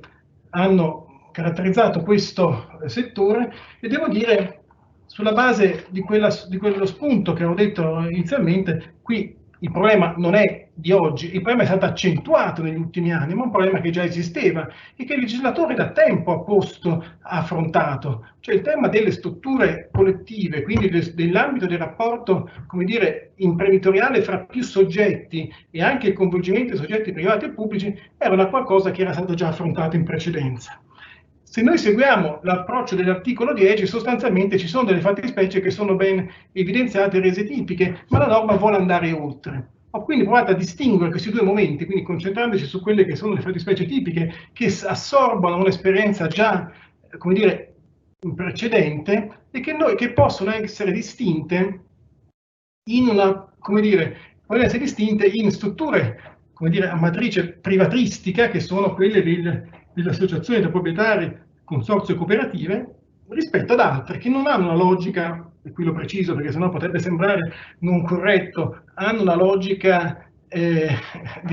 o non riflettono quelle che sono delle strutture contrattuali. Le proprietà collettive hanno totalmente un'altra finalità e rispettano dei diritti di godimento perpetui che sono riconosciuti a livello territoriale, ma che riflettono quella che sono importanti nella prospettiva di vedere quella finalità di razionale uso di quello che è il patrimonio, l'intervento della gestione attiva nell'ambito delle risorse forestali, che è ben evidenziato nell'ambito della prospettiva del tema che sto vedendo. Quindi l'approccio è una gestione unitaria. Qui la riflessione è molto semplice. Il legislatore da tempo ha visto come essere maggiormente efficiente un approccio di un'associazione tra proprietari, qual è il primo caso, e quindi la mera aggregazione di proprietari di beni forestali per superare quelli che sono delle problematiche determinate dalla situazione oggettiva che è la frammentazione e la creazione quindi di strutture che sono maggiormente competitive sul mercato. Questa situazione, ribadisco, era già presente, rappresenta la situazione in un certo senso, mi sento di dire, più semplice nel contesto di quelle che sono le fattispecie che vengono esaminate. In questo senso vi è una mera logica associativa per creare una logica economica, una gestione più ampia per comprendere quindi superfici boscate maggiori e di conseguenza aumentare il livello di integrazione e di sviluppo di tutte quelle che sono le attività collegate alla filiera. Mentre invece il sistema è diverso nel caso dei consorzi. Queste sono delle fattispecie, anche queste tradizionalmente già note al nostro sistema, al diritto forestale. I consorzi forestali rappresentano delle strutture, anche queste associative, volontarie, sono costituite volontariamente da parte dei soggetti proprietari forestali, siano essi pubblici o privati, quindi questo comprende situazioni anche molto più ampie, e in questo senso dove l'elemento dove la partecipazione su base volontaria segue sia nell'ambito di quella che è la sua Costituzione che le regole applicative, le disposizioni del codice in merito ai consorzi. Dov'è la particolarità che questo va a evidenziare? Le norme sono dei consorzi forestali, praticamente vedono peraltro nell'ambito della stessa gestione, i stessi soggetti proprietari, hanno un approccio particolarmente snello nell'ambito di quella che è la loro stessa gestione e devo dire, sia sotto il profilo dell'organo gestore che di quelle che sono le attività, hanno assunto una particolare, come dire, utilità per il perseguimento degli obiettivi che questi si sono posti. Dov'è il modello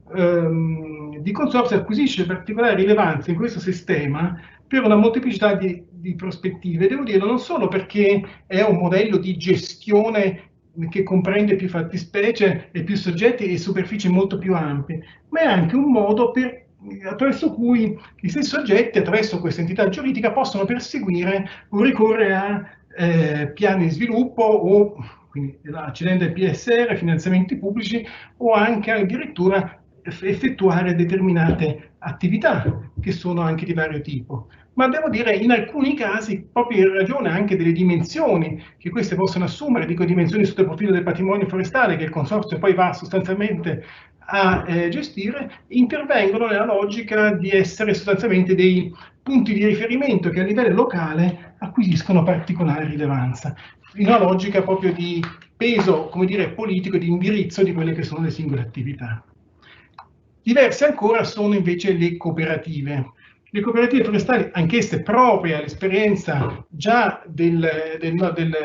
diritto forestale, quindi già note nel sistema, devo dire, ormai da decenni hanno, come dire, preso spazio in diverse parti del territorio nazionale. Io sono toscano e rappresentano in tutta l'area appenninica una realtà, come dire, molto presente. Però in questo mi sento di dire, di evidenziare delle differenze sostanziali che superano la logica cooperativa, poi per il fatto che queste sono delle strutture che sono nate sì per uno sviluppo imprenditoriale a livello locale, la gestione anche del patrimonio forestale, ma anche e soprattutto per valorizzare quelle che sono le risorse umane naturali. Queste sostanzialmente per conservare delle come dire, capacità e delle attività in loco si sono determinate come strutture che erano finalizzate proprio per conservare le risorse attraverso quelle che erano una moltitudine di servizi che le cooperative venivano a prestare. Attività di tipo molto diverse fra loro, attività forestali, idrogeologiche o comunque anche collegate all'attività turistico-escursionistica, che qui venivano a essere effettuate sia all'interno ma anche all'esterno. Ora, dov'è la particolarità? Cioè, la cooperativa è certamente ha la sua caratteristica come ente mutualistico, evidenzia i suoi elementi nella sua stessa definizione, però nel tempo, in alcune realtà in modo particolare, si sono molto consolidate sul territorio e il secondo elemento, cioè quello del servizio, che metto fra virgolette, che viene a essere prestato, ha subito una rilevanza superiore rispetto a quello che era l'intervento gestoreo. Quindi con strutture che sono diventate nel frattempo molto più pesanti nella logica dei soci lavoratori e di tutti i dipendenti occupati, facendo in un certo senso perdere quell'intervento e quella capacità nell'ambito di quelli che sono i servizi forestali, l'attività forestale, nella logica di una gestione specifica. Sempre in linea con quello che era l'articolo 10, la seconda fattispecie è, ribadisco, diversa, ma merita uno spunto solamente perché le proprietà collettive ovviamente non riflettono la logica contrattuale, sono diritti di godimento che sono riconosciuti in ragione di una norma datata, ma in alcune realtà ancora rappresentano profili molto rilevanti e interessanti per tutte quelle che sono le comunità locali, intervengono anche nel settore forestale, perché come diritti di godimento ad uso perpetuo che interessano per l'intera collettività insediata su un territorio, queste sono rilevanti in quanto lo stesso bosco è, perché questo va a coprire, scusate, le terre occupate dai boschi, ma anche i frutti e gli stessi frutti del bosco, comunque tutti i diritti che sono collegati al bosco sono rientrano in queste fattispecie. Dov'è l'aspetto rilevante che voglio mettere in evidenza? Ovviamente hanno una disciplina specifica, qui non abbiamo il tempo per entrare nel dettaglio di questa disciplina, ma è importante evidenziare che, a mio avviso, una nota critica che si può evidenziare come queste proprietà collettive in alcune realtà e che nel centro-sud in modo particolare sono stati gli strumenti soprattutto che non hanno perso quell'intervento, quell'attività di gestione attiva sul territorio che la norma del TUF sembrerebbe evocare, ma invece si è privilegiato attivare e sollecitare una procedura liquidatoria, come dire, che insomma facendo così, determinando una cassa a livello di pubblica amministrazione. In altri casi non è il problema che si è creato che queste strutture prevedevano la creazione di un ente deputato alla gestione del patrimonio collettivo, ma che forestale ovviamente, collettivo, ma che sostanzialmente poi non si è mai andata a creare, da cui tutto il problema della sua gestione. Oppure in altri casi è stato anche previsto, ma poi sostanzialmente non è stato mai attuato. Tornando però al problema di una gestione unitaria del patrimonio forestale, ho provato a evidenziare e a fare un passaggio ulteriore, anche sulla base, e mi fa piacere evidenziarlo, di una ricerca che peraltro mi è stata affidata dalla Regione Toscana in una prospettiva di veduta parzialmente diversa rispetto a quella che è quella tradizionale. Questo lo dico perché il problema della gestione razionale del bosco pone l'accento su un'altra questione, che è proprio il rapporto tra pubblico e privato. Peraltro, a mio avviso, è un tema interessante perché riconduce a tanti altri profili che sostanzialmente interessano sempre di più, come dire, la nostra disciplina di diritto agrario sotto altri profili di interesse. Questo perché? Perché sintetizzando al massimo il rapporto tra pubblico e privato svolge, come dire, pone in due interessi convergenti, quello dal lato del privato di poter gestire delle superfici più ampie, anche magari pubbliche, quello della pubblica amministrazione che magari non ha questo, o del pubblico, diciamo in termini generali, non ha questa capacità di poter di poter svolgere tale finalità e quindi effettuare un mero, come dire, ruolo di controllore. La prospettiva è identificata e individuata nell'ambito di quelle che sono le prospettive che abbiamo detto già in precedenza, individuate dall'articolo 2, ma che sostanzialmente poi si legano a quella creazione di strutture di gestione e che poi devono essere finalizzate a una gestione del patrimonio forestale e anche al recupero delle proprietà abbandonate e silenti. Perché dico che possono essere un ulteriore aspetto? Perché perché la disciplina dell'articolo 10 ne comprende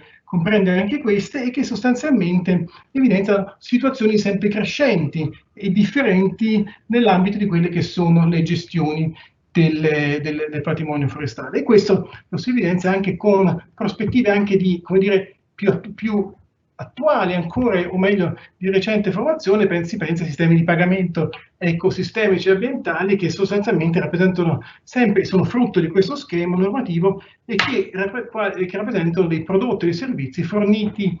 direttamente o indirettamente che comportano benefici di diverso tipo. Il profilo della collaborazione, chiamiamola fra pubblico e privato, è ben espresso dallo stesso articolo 10. Il comma 4 in modo particolare lo prevede come dimostrazione del fatto che era una disposizione che era già prevista. Però anche qui, come dire, la norma si ferma perché enuncia, ovviamente prevede lo strumento della concessione, dispone che le regioni sostanzialmente in conformità alla normativa ovviamente sui contratti pubblici possano affidare delle superfici forestali pubbliche e private a soggetti privati per la sua gestione. Però lascia un po' incompiuto, ma giustamente non era questa forse la sede per entrare, ma il problema corretto è che sostanzialmente la disciplina delle concessioni trova tutta una serie di limitazioni fortissime anche in ragione di quelle che sono le disposizioni di riferimento con riguardo a quelle che sono poi il trasferimento ai privati per un'attività di gestione di superfici pubblico-demaniali che necessariamente rientrano in questo aspetto. Questo lo dico perché potrebbe essere tradizionalmente uno strumento su cui peraltro in alcune realtà potrebbe essere praticamente irrilevante, ma che sostanzialmente poi pone una criticità sul piano attuativo in ragione di un vulnus normativo che è ben evidente. Peraltro sarebbe insomma la chiave di lettura più, come dire, più evidente per procedere a quella che sono le gestioni di superfici forestali. Allo stesso tempo però va evidenziato che ci sono delle situazioni, come dire, che riflettono una logica contrattuale più avanzata, in una prospettiva forse in un certo senso addirittura di non previste dal testo unico, ma che poi l'esperienza regionale in alcuni casi ha già fatto propria, che rappresentano delle realtà molto, come dire, presenti e vivaci sul territorio, e mi riferisco ai cosiddetti contratti di foresta. Qui la questione sono sostanzialmente degli accordi fra pubblica amministrazione a livello regionale, soggetti pubblici e privati, per lo sviluppo unitario del patrimonio forestale, ma in una prospettiva di valorizzazione di uno sviluppo locale e dell'intero territorio. Perché questo lo dico? Perché poi comprende una moltitudine di servizi che ruotano attorno a quella che è l'attività forestale, ma in una prospettiva di uno sviluppo specificatamente riferito a livello locale. Questo lo dico soprattutto perché acquisisce particolare rilevanza in esperienza, per esempio, nelle aree piemontesi, non solo, e ne ho sintetizzate alcune perché sono quelle che maggiormente hanno preso spazio, ma che sostanzialmente hanno questa rilevanza in ragione di una fruizione da parte dell'intera collettività di quelli che sono il patrimonio forestale in una prospettiva di sviluppo del territorio. Diverso invece, ma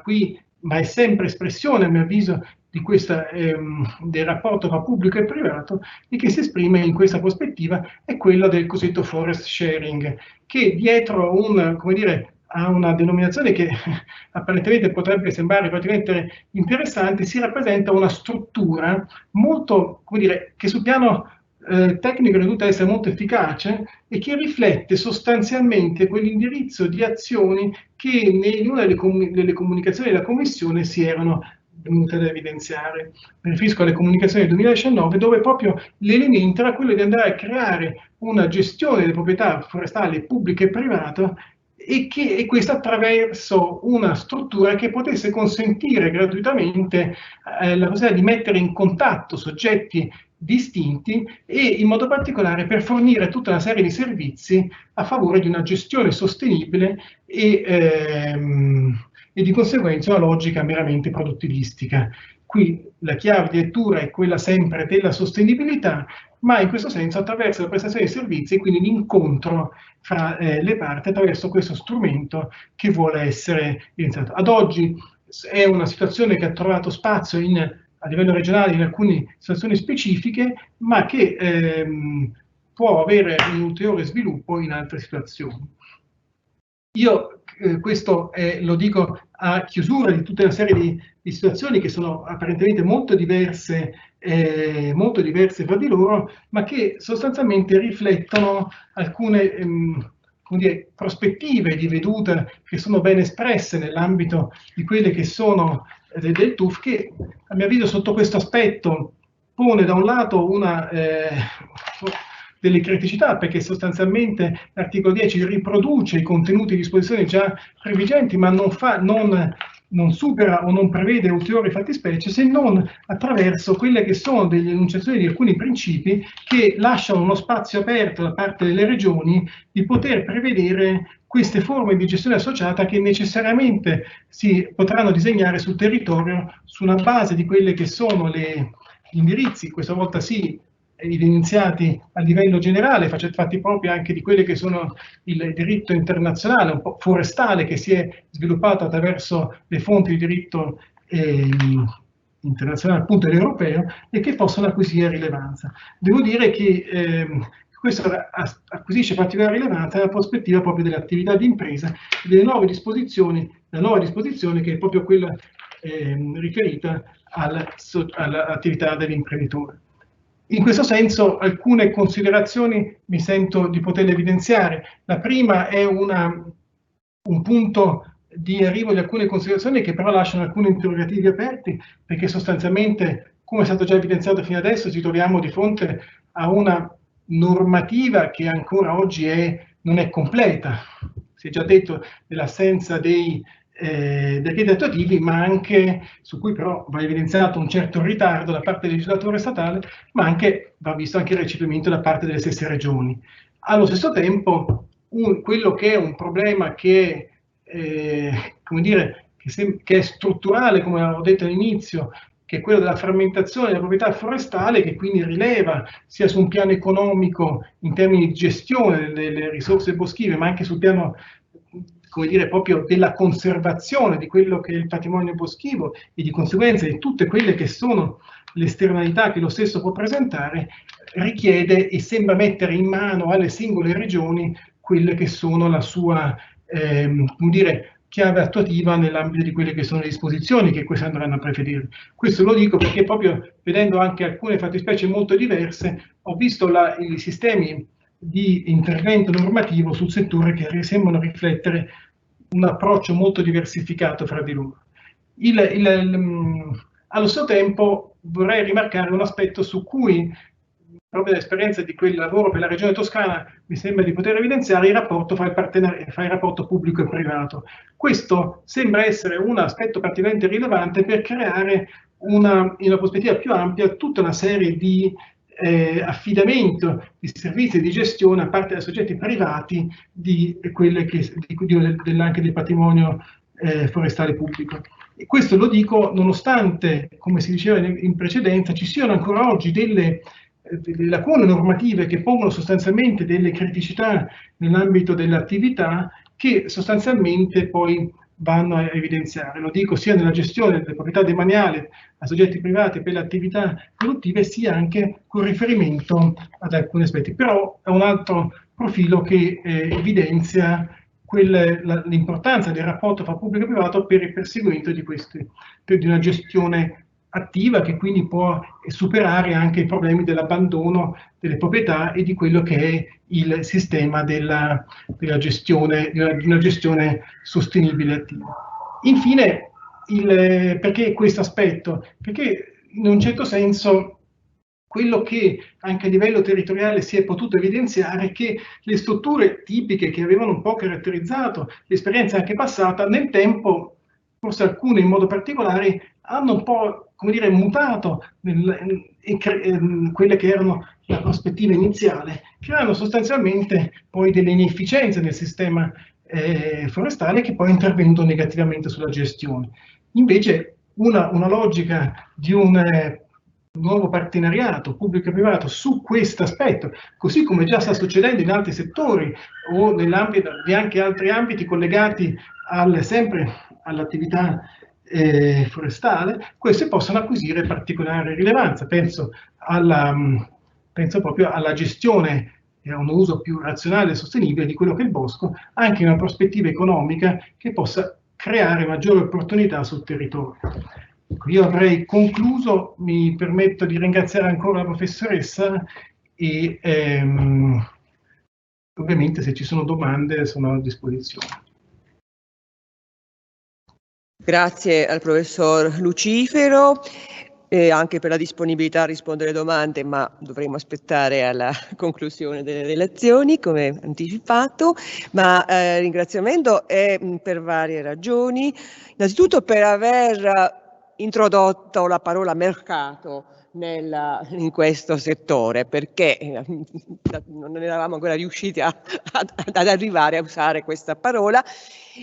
con la quale ha iniziato, se non ho preso male gli appunti, il suo intervento e lo ha anche concluso. E a conclusione mi pare effettivamente che questo partnership, questo partenariato pubblico-privato che si sta esprimendo proprio con queste nuove tipologie, no, di associazionismo, il contratto di foresta e così via, vorrebbero proprio portare, speriamo che riescano a rendere, diciamo, la foresta impresa complessivamente, cioè come ecosistema che possa essere considerata come impresa proprio con la gestione, come una gestione collettiva. Questi contratti di foresta su cui appunto si è soffermato e ci ha dato notizia, diciamo, costituiscono quella tipicità sociale, no? Tipica del diritto privato, che diciamo sono forme che nascono spontaneamente nel settore socio-economico per rispondere ad esigenze rispetto alle quali le disposizioni codificate e le forme codificate non sono ancora arrivate a raggiungere degli scopi, oppure che rispondono a quelle che sono le esigenze, in questo caso dei territori, perché sono contratti territoriali, i contratti contratti di foresta. Non esiste un modello definito appunto dal legislatore, un modello di tipicità sociale, e ogni territorio lo struttura secondo quelle, mi pare di capire, può strutturarlo in base a quelle che sono le esigenze locali. È interessante anche il forest sharing, perché è una piattaforma, no? Una piattaforma che può gestita da una nasce da una startup, se non è proprio toscana, della sua università, è una startup attraverso le quali proprio i vari titolari delle proprietà, anche delle piccole proprietà, riescono a gestire in comune, pur lasciando, diciamo, inalterato la loro posizione. Grazie a questa piattaforma riescono a svolgere una gestione comune. Ultima cosa, ecco, chiudo, più volte il collega ha fatto riferimento ad alcune criticità del testo unico forestale, anche qui fino adesso non erano emerse, ebbene ci sono, anche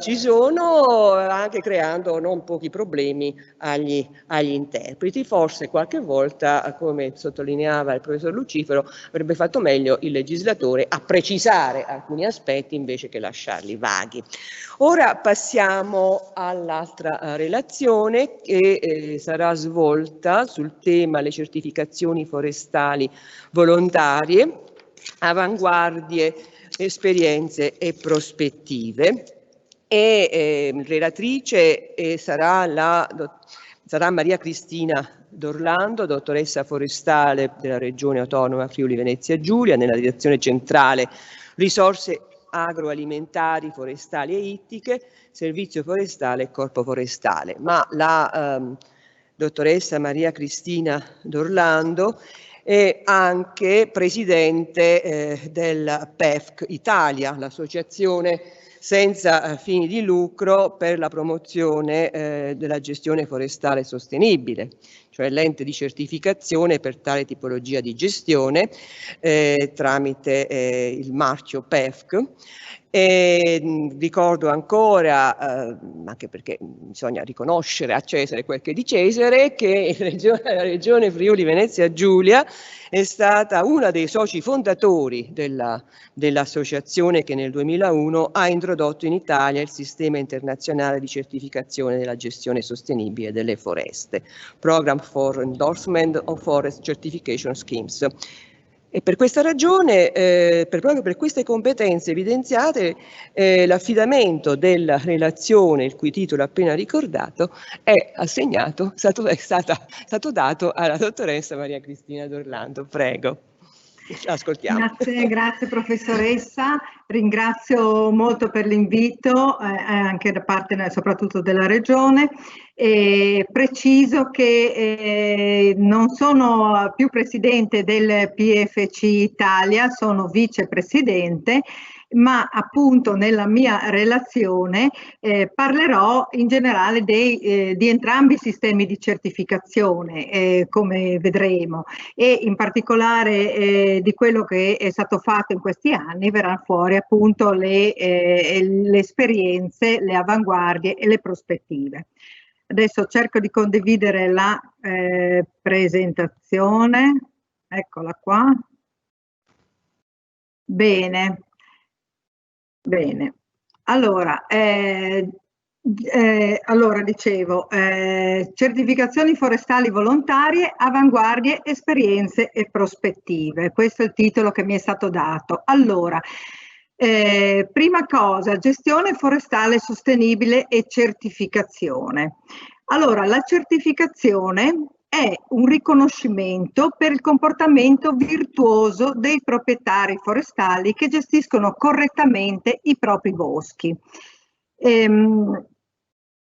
Il proprietario forestale prima e poi i produttori hanno quindi uno strumento che consente loro di valorizzare e di comunicare col consumatore del prodotto legno. Appunto, come diceva lei adesso, come ha detto il relatore che mi ha preceduto, si parla di appunto questo mercato, no? Perché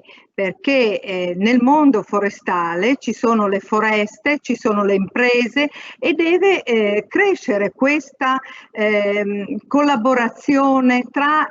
chi gestisce le foreste e chi invece è lungo tutta la filiera. Questo è uno strumento di collaborazione. Questo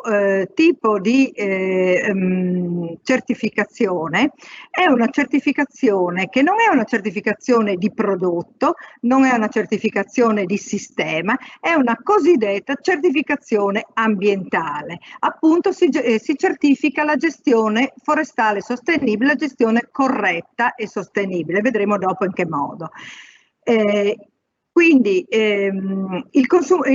proprietario e il produttore ha questo strumento per valorizzare e comunicare col consumatore. Il consumatore a sua volta sa che quando c'è un certo marchio vuol dire che il prodotto finale che sta acquistando proviene da boschi correttamente gestiti e quindi anche il consumatore può fare qualche cosa per la sostenibilità, può dare il suo contributo per la sostenibilità scegliendo questo. Quindi si crea un processo di rintracciabilità e di credibilità perché si conosce l'origine del legno. La comunicazione è fatta con un logo che afferma: le foreste sono gestite in modo sostenibile. Ma cosa significa sostenibile? A me piace molto questa definizione che è ancora dal rapporto Brundtland del 1987, però è bellissima perché dice: lo sviluppo sostenibile è quella forma di sviluppo che riesce a soddisfare i bisogni delle attuali generazioni senza compromettere questa possibilità per le generazioni future. E allora, cosa significa sostenibile dal punto di vista forestale? Nella conferenza mondiale di Rio de Janeiro sull'ambiente del 1992 sono stati definiti i 3 principi fondamentali della gestione sostenibile e la gestione sarà sostenibile se segue dei criteri ecologici, dei principi economici e dei principi sociali. Questi sono i 3 cardini e da qui parte appunto tutto il concetto di sostenibilità forestale. Poi, per declinare questo, sono stati fatti tutta una serie di processi per aree forestali omogenee ovviamente e noi apparteniamo all'area paneuropea, questa qui più scura, dove sono stati fatti tutta una serie di processi che hanno portato ai criteri e indicatori paneuropei. Quindi a livello europeo abbiamo i 3 principi ecologico, economico e sociale, abbiamo ben 4 criteri ecologici, logicamente, perché si parla che risorse forestali e ciclo del carbonio, salute e vitalità delle foreste, funzioni protettive delle foreste, biodiversità, tutti questi criteri hanno dato poi origine a degli indicatori proprio per arrivare nel concreto, per poi poter applicarli affinché dopo un proprietario possa arrivare ad applicarli e a farsi, quando li ha applicati bene, farsi certificare. Questo è il concetto. Quindi dicevo 4 criteri ambientali, un criterio produttivo, con tutti i suoi indicatori, quindi importante la funzione produttiva perché è quella che attualmente dà ai proprietari forestali la possibilità, diciamo, di reddito e di conseguenza anche alle filiere che ci sono dietro. Abbiamo sentito anche nei relatori che mi hanno preceduto le imprese boschive, le segherie, la seconda lavorazione, di avere del legname, di poter così fare quello che di ottenere quei redditi per cui, utilizzando anche in particolare il legname locale, per cui poi si riesce a fare un sviluppo economico e sostenibile dei territori montani e delle comunità. Questa è la cosa importante. Poi c'è un criterio relativo a tutti gli aspetti socio-economici. Cosa vuol dire aspetti socio-economici? Beh, innanzitutto sicurezza sul lavoro, legalità, quindi il tema della due diligence, il tema del no al lavoro nero, no al legno, appunto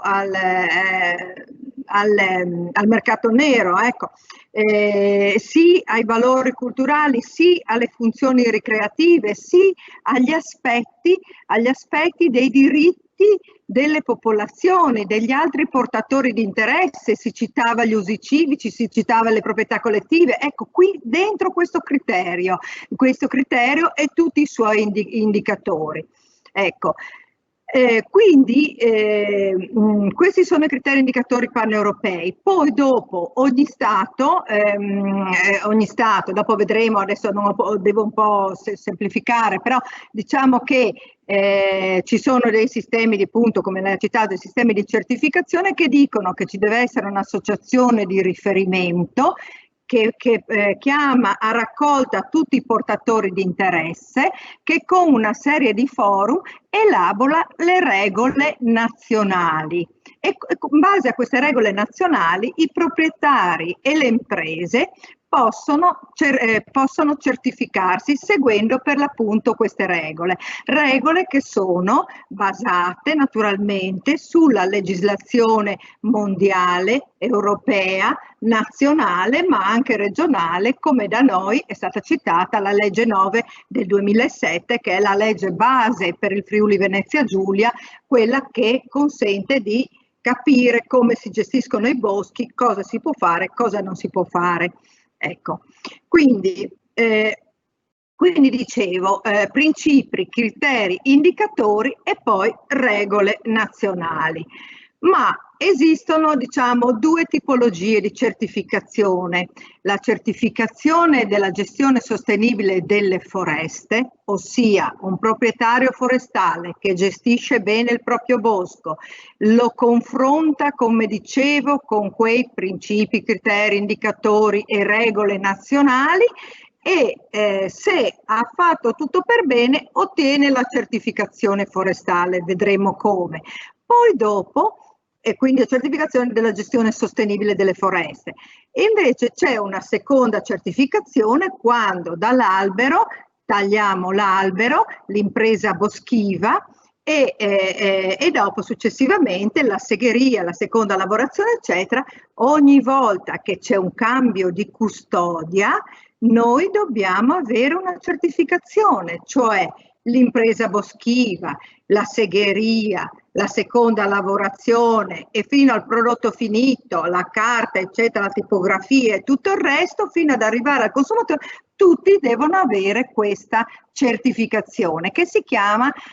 catena di custodia, dall'inglese chain of custody, che vuol dire appunto di ogni volta che c'è un cambio di custodia. Attenzione, qui diciamo ci sono delle differenze fra i diversi sistemi. Diciamo che se uno nel sistema PFC, nello specifico, se uno è proprietario, ma è anche la sua impresa di utilizzazione, ha anche la sua segheria, arriva al prodotto finito, ecco che a lui gli basta una certificazione per il sistema PFC. Mi pare che nel sistema FSC invece bisogna avere tutte le certificazioni. Comunque, diciamo, questi sono dettagli se vogliamo, ma tanto per la precisione. Allora, dicevo, queste sono certificazioni cosiddette ambientali, ma sono certificazioni cosiddette di parte terza. Cosa significa? Significa che un organismo di certificazione indipendente, accreditato da organismi nazionali come ad esempio Accredia, che è un organismo ministeriale ma anche pubblico-privato, mi pare, ecco, viene a fare le verifiche annualmente e a campione, poi dipende dalla grandezza naturalmente della proprietà, verifiche che sono sia documentali che pratiche in bosco, cioè precise e specifiche, oppure anche in azienda, successivamente nella catena di custodia, e se il tutto va bene dà appunto la certificazione se vengono rispettati i parametri. Questo per la gestione forestale, così anche per le catene di custodia, quindi va nelle fabbriche, va a vedere fino al prodotto certificato, quindi certificazioni di parte terza, quindi trasparenza, serietà e organizzazione. Questo vuol dire certificazione, che vuol dire che sia i proprietari che le imprese spendono per questo, fanno uno sforzo per, come dire, mettersi in gioco e farsi capire dal consumatore, per essere trasparenti, per essere, come dire, organizzati e lavorare in modo sostenibile. Questo è il contributo che danno i proprietari e le aziende, quindi il contributo che dovrebbe dare il consumatore è appunto scegliere questo tipo di aziende e di proprietà. Ecco, qui abbiamo la chiarezza, ecco, quindi abbiamo la gestione forestale sostenibile, no? L'identificazione, poi la catena di custodia, che della prima lavorazione, quindi dicevo del proprietario, dell'utilizzatore boschivo, della segheria, della seconda lavorazione, fino al prodotto finito. E con un marchio che ha sotto un numeretto si può tornare indietro a vedere la rintracciabilità e a vedere chiaramente da dove viene il mio prodotto. Questo tavolo, se ha un marchio con il numero, io posso dire viene dalla foresta di, da quella foresta proprio precisa, ecco. Come si è sviluppata questa certificazione forestale? Beh, diciamo che si è sviluppata col grave problema della diminuzione della distruzione delle foreste tropicali, no? Ecco, in questi anni, cioè agli inizi degli anni 70, 80, 90, questo era il grande tema, questa è la grande emergenza che abbiamo, queste foreste tropicali che in quegli anni là in particolare erano, diciamo, appunto, venivano distrutte senza regole. E allora hanno cominciato a svilupparsi sistemi di certificazione. Primo fra tutti si è sviluppato il sistema FSC,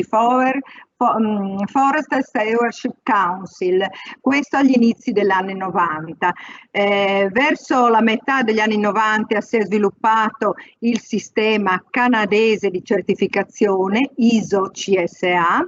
poi si sono sviluppati verso la fine degli anni 90 gli schemi di certificazione europei e lo schema di certificazione degli Stati Uniti, SFI, e nel 99 il PFC Europa, il Pan European Forest Certification, no? Che allora si chiamava così. Nel 2000-2001 si sono sviluppati gli schemi di certificazione nazionali, cioè l'FSC Italia e il PFC Italia. E infine nel 2003-2004 il PFC Europa è diventato PFC internazionale. Perché? Perché ha fatto il mutuo riconoscimento con quasi tutti gli schemi di certificazione forestale, per esempio, cioè con lo schema di certificazione canadese, ovviamente con quelli europei, con il sistema nordamericano. Con l'FSC purtroppo no, peccato. Ecco, quindi a livello italiano abbiamo i due sistemi di certificazione, come dicevo, il PFC e l'FSC, che sono nati appunto nel 2001. E quindi in questi 20 anni cosa è successo? Allora, io adesso per semplicità ho messo solo i numeri. I numeri del PFC sono questi, come diceva la professoressa, appunto il PFC, fra l'altro, ecco un'altra cosa che non ho detto precedentemente, il PFC nasce dai proprietari centro-nord europei e nasce perché appunto sono quelli che sono in prima persona a fare la gestione attiva che abbiamo sentito richiamare fortemente dal professor Lucifero e dal TUF. perché sono loro che, secondo il PFC, chiamano a raccolta tutti i portatori di interesse per fare le famose regole e per gestire correttamente appunto i boschi secondo questi principi del PFC. Comunque, dicevo, i numeri del PFC sono questi: nel mondo 350 milioni di ettari di foreste certificate, 800.000 proprietari, che vuol dire che è uno schema che parte dal basso, dalle piccole proprietà, è nato anche a livello nazionale, perché la regione e 10 regioni hanno seguito questo schema essenzialmente, perché consentiva consentiva questa certificazione di gruppo allora, che l'FSC non la consentiva allora, adesso mi pare che la consenta, e quindi consentiva di gestire questo nostro sistema forestale, che sappiamo cos'ha il nostro sistema forestale. Ha triplicate le foreste dagli anni 60 ad oggi, ce lo diceva il professor Lucifero, anche lo richiamava, e lo dice il TUF, e ha una grossa seconda lavorazione, e quindi però ha nel mezzo tutta la parte che c'è nel mezzo, cioè l'utilizzo del legno locale, che consentirebbe di attuare questa gestione forestale sostenibile di prossimità, di utilizzare il legno locale, di avere questa diciamo economia sostenibile dei territori e delle comunità, ecco che manca, e quindi questa era stata la scelta. Quindi dicevo 800.000 proprietari e 20.000 aziende della catena di custodia. In Italia abbiamo 870.000 ettari di foreste, 24.000 proprietari, quasi tutti nel nord-est e anche in Lombardia, diciamo nel nord Italia, e 1.100 aziende. In Friuli Venezia Giulia, già che parliamo della nostra regione, abbiamo 91.700 ettari di foreste certificate PFC, di cui 3.800 ettari di piopeti. In Italia peraltro sono 6.000, mi pare, gli ettari di piopeti, che sono compresi in quella cifra di 870.000, 305 proprietari e 125 aziende. E questi invece sono i numeri dell'FSC. Anche qui ho dimenticato di dire prima, l'FSC nasce appunto per le foreste tropicali e nasce sul spinta dei gruppi ambientalisti, in particolare WWF Internazionale e Greenpeace, no? Allora, quindi questo ancora nei primi anni 90. Ecco, in questi 20 anni nel mondo abbiamo 213 milioni di ettari di foreste, 11.683 proprietari, quindi parliamo di grosse proprietà, 44.000 aziende, no? 44.000 aziende. In Italia abbiamo 68.000 ettari di foreste, 286 proprietari, 2.500 aziende. In Friuli Venezia Giulia non ci sono al momento foreste certificate e FSC. Abbiamo però 3.865 ettari di piopeti, che sono gli stessi di quelli PFC, perché qui abbiamo la doppia certificazione, cioè tutti i piopeti sono certificati in Friuli Venezia Giulia con la doppia certificazione PFC e FSC. 224 proprietari, 206 aziende. Cosa ci dicono questi numeri? Questi numeri ci dicono che il PFC è il sistema di certificazione forestale più diffuso al mondo in Italia e in Friuli Venezia Giulia. FSC invece è il sistema di certificazione delle aziende, quindi sì, delle catene di custodia, di rintracciabilità delle aziende nel mondo, in Italia e nel Friuli Venezia Giulia. Però, nonostante tutti questi numeri, dobbiamo ricordarci una cosa: parliamo appunto di sostenibilità, e veramente vi ringrazio per questo convegno che mette il dito sulla sostenibilità, ma ricordiamoci, con tutti questi numeri solo il 9% sono le aree certificate a livello globale, quindi è veramente questo il problema, cioè quello di andare a insistere affinché si certifichi certifichino le aree a livello globale, cioè questi 3.552 milioni di ettari non ancora certificati, magari illegali, magari appunto che non fanno una corretta gestione sostenibile delle foreste, no? E di conseguenza anche del legname che ne viene fuori. Quindi, riepilogando, si può certificare la sostenibilità della gestione, poi si certifica il legno, come abbiamo detto, poi si certificano i piopeti e anche qui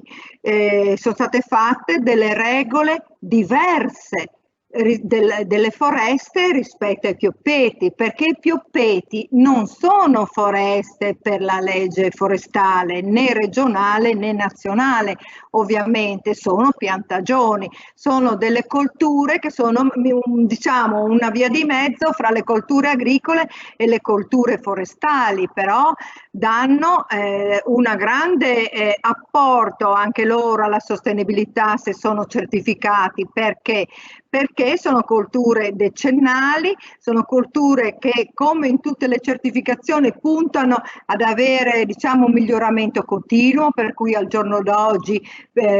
usano cloni di pioppo a maggiore sostenibilità ambientale, cercano di diminuire gli aspetti, diciamo i prodotti fitosanitari e via, no? I antiparassitari, e comunque producono il legno di compensato, che è molto importante per le nostre produzioni e ancora più importante se è certificato. Poi ci sono i prodotti forestali non legnosi, quindi vediamo una serie sia alimentari sia diciamo non alimentari, come per esempio questo qui è il mugolio della Val Sarentino in provincia di Bolzano, che dà un valore aggiunto al territorio, perché prendendo appunto queste così riescono a far diciamo marchiare il territorio, a dire vivi in un territorio sostenibile. Ecco che addirittura questo prodotto puoi fare i bagni, le saune eccetera, quindi un altro strumento di marketing sostenibile. E poi i prodotti alimentari. Qua da noi era stata certificata la birra del birrificio Foglie d'Erbe di Forni di Sopra, nel cuore del Parco delle Dolomiti Friulane. Tutte queste sono catene di custodia, no? Quindi prendendo le cortecce, le gemme di abete e pino del Parco delle Dolomiti Friulane, quindi nella determinata particella, fatta la birra che era una specialità. Qui abbiamo il tartufo bianco di Muzzana, no? Quindi anche lì era stata fatta la catena di custodia in questo bosco che è in pianura, quindi non solo boschi di montagna ma anche boschi di pianura, l'abbiamo visto anche nel piano paesaggistico regionale, comunità e territori che si mettono assieme per valorizzare per l'appunto territori e comunità e prodotti naturalmente, quindi creare economie e relazioni. E poi anche cosa si può fare col legno certificato? L'Ordine dei Dottori Agronomi e Forestali Nazionale, il CONAF, ha portato a Expo a Milano, ha fatto un padiglione con il legno certificato. E l'ha scritto, perché questa è la cosa importante, lo dico per i proprietari, per le imprese, per tutti, non si scrive mai abbastanza che cos'è sto marchio, per far capire, per farci conoscere, per uscire dal mondo strettamente forestale o della filiera legno, del settore legno. Bisogna dire questo edificio è realizzato con legno da foreste gestite in maniera sostenibile delle Alpi italiane, e questo numeretto, come dicevo, PFC 1831306, consente di andare sul sito e di andare direttamente a capire che è un bosco del Veneto. Ecco. E l'azienda anche del Veneto che l'ha costruito. Ecco. E poi infine cosa si è fatto? Crediti di carbonio. Allora, la Regione Friuli Venezia Giulia, la Regione Veneto, l'Università di Udine e l'Università di Padova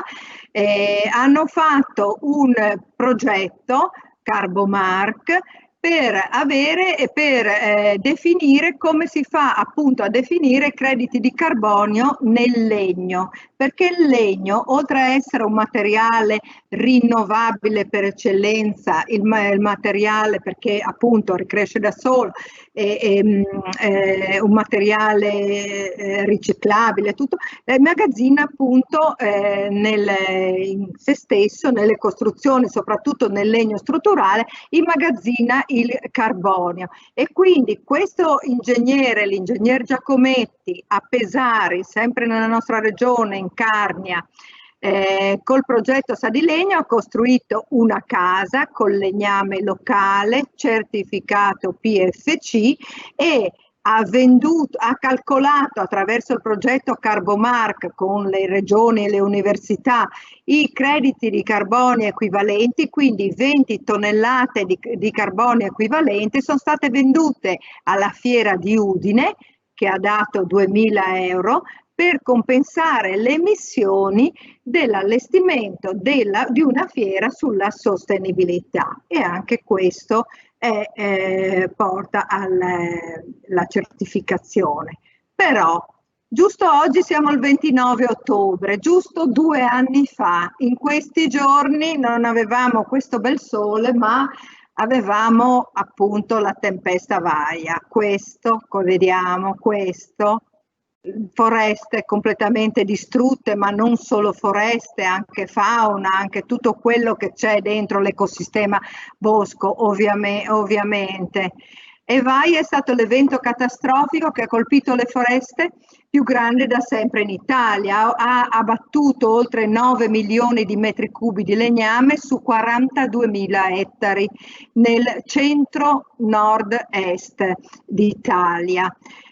che è la zona che produce la gran parte del legname da opera italiano, che è la zona più organizzata anche da un punto di vista forestale, attraverso la pianificazione, attraverso appunto i piani di gestione. Gran parte di questo legname era certificato PFC. Ha avuto questo tempesta Vaia un pesante influsso ovviamente anche sul mercato del legname, ma ovviamente non solo, anche sui proprietari, tutto ovviamente ha colpito molto l'opinione pubblica, che però bisogna dire, ecco, io lo cito in questo momento, finalmente con questo, almeno quello, c'è stata la tempesta Vaia, ha scoperto il legname, ha scoperto che c'è del legname a casa nostra, che si può utilizzare, anzi si deve. Sono 200-300 anni che la selvicoltura originata dalla Repubblica di Venezia ci consente di utilizzare il legname in forme appunto economiche ma sostenibili ma multifunzionali. Ecco, l'opinione pubblica ha scoperto il legname, quando invece normalmente delle foreste parliamo di incendi e parliamo solo in occasione di incendi o solo in occasione dell'albero di Natale, no? Almeno nel resto della parte d'Italia. Allora il PFC cosa ha fatto? Ha cercato di trasformare questa emergenza e questo grave problema in un'opportunità, cioè usare questo legno per terra, perché ripeto 9 milioni di metri cubi, e quindi dare un contributo alla ricostruzione dei boschi distrutti ai proprietari, valorizzare il legno per terra lungo la filiera italiana. Allora ha creato questo logo ulteriore da mettere anche questo vicino al logo PFC, per dire quel legname lì è proprio il legname di Vaia, è il legname filiera solidale PFC, Vaia 2018 insieme si può. L'obiettivo era che tutti facessero un passo verso la solidarietà. Ecco, anche questo è molto importante, perché in un'emergenza del genere bisogna come sempre fare rete, ovviamente, no? E appunto attraverso questo utilizzare il legno locale in un paese che, come dicevo prima, importa l'80% del legname, no? E quindi non è certo sostenibile, chiaro. Questo non è sostenibilità. Se noi riusciamo a diminuire e aumentare l'utilizzo locale, questa è la cosa importante. Quindi la filiera solidale cosa ha fatto? Ha realizzato morale, tavole e imballaggio di qualità, come questa azienda che ha deciso di utilizzare tutto il legname di Vaia. Un'altra azienda sempre della nostra regione ha fatto prodotti per il mare, per il giardino, anche qui molto importante, se posso dire, la comunicazione anche con altri territori, la comunicazione fra montagna e città, quindi mare, lì la gente che al mare vedeva queste strutture e quindi ricordava, capiva, faceva massa critica, come dire. Poi manifestazioni sportive, quindi andare al di fuori del nostro settore forestale vero e proprio. Hanno partecipato il PFC ai mondiali di deltaplano facendo queste sedute e i podi. Questo mondiale deltaplano si è svolto in Carnia, Tolmezzo, in Carnia. E qui invece abbiamo il centro di formazione professionale di Tesero in Trentino, che ha realizzato l'aula magna con legname da schianto, staccionate varie, utilizzano filiera solidale,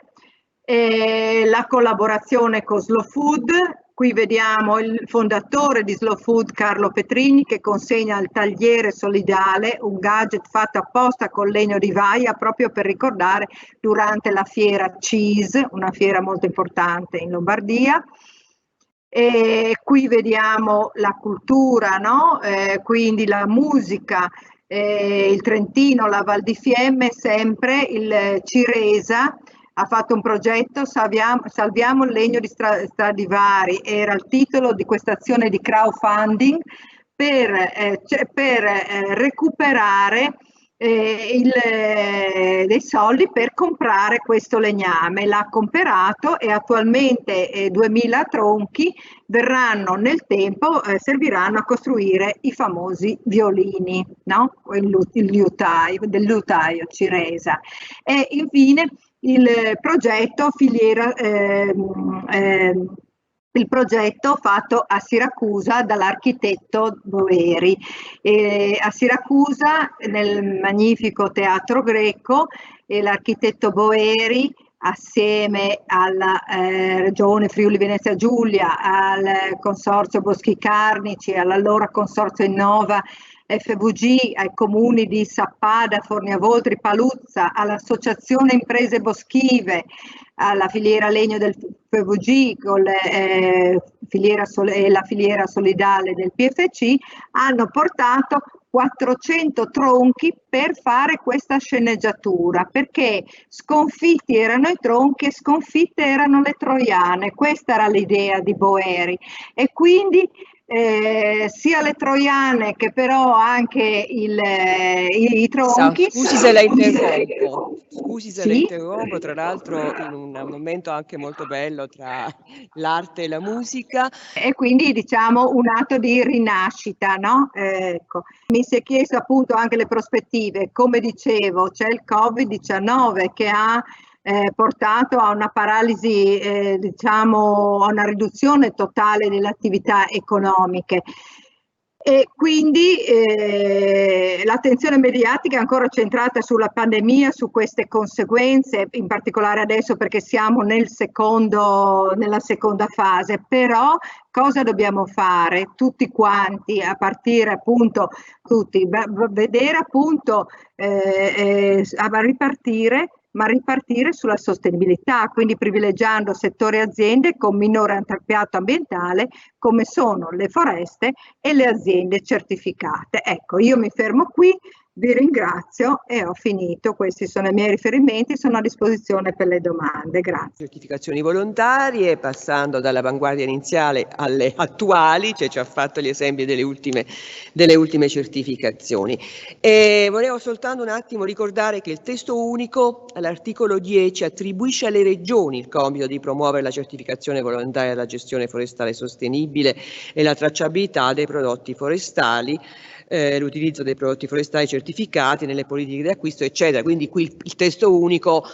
prende una posizione, no, invitando le regioni ad andare avanti, anche quelle come la nostra che da tempo ha iniziato a occuparsi di tutto questo.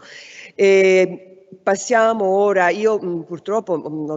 sono intervenuta per questioni di tempo, in quanto noi dobbiamo chiudere per forza le cose online, qui è tutto ben catalogato, non possiamo sforare di nulla, e quindi adesso diamo lo spazio all'esposizione dei 2 poster già preannunciati. Ho già ricordato che nel gruppo di ricerca ci sono anche le 2 dottoresse, Francesca Della Rosa e Giulia De Luca. La prima ha già conseguito il titolo di dottore di ricerca in scienze giuridiche, la seconda sta concludendo il triennio del medesimo dottorato.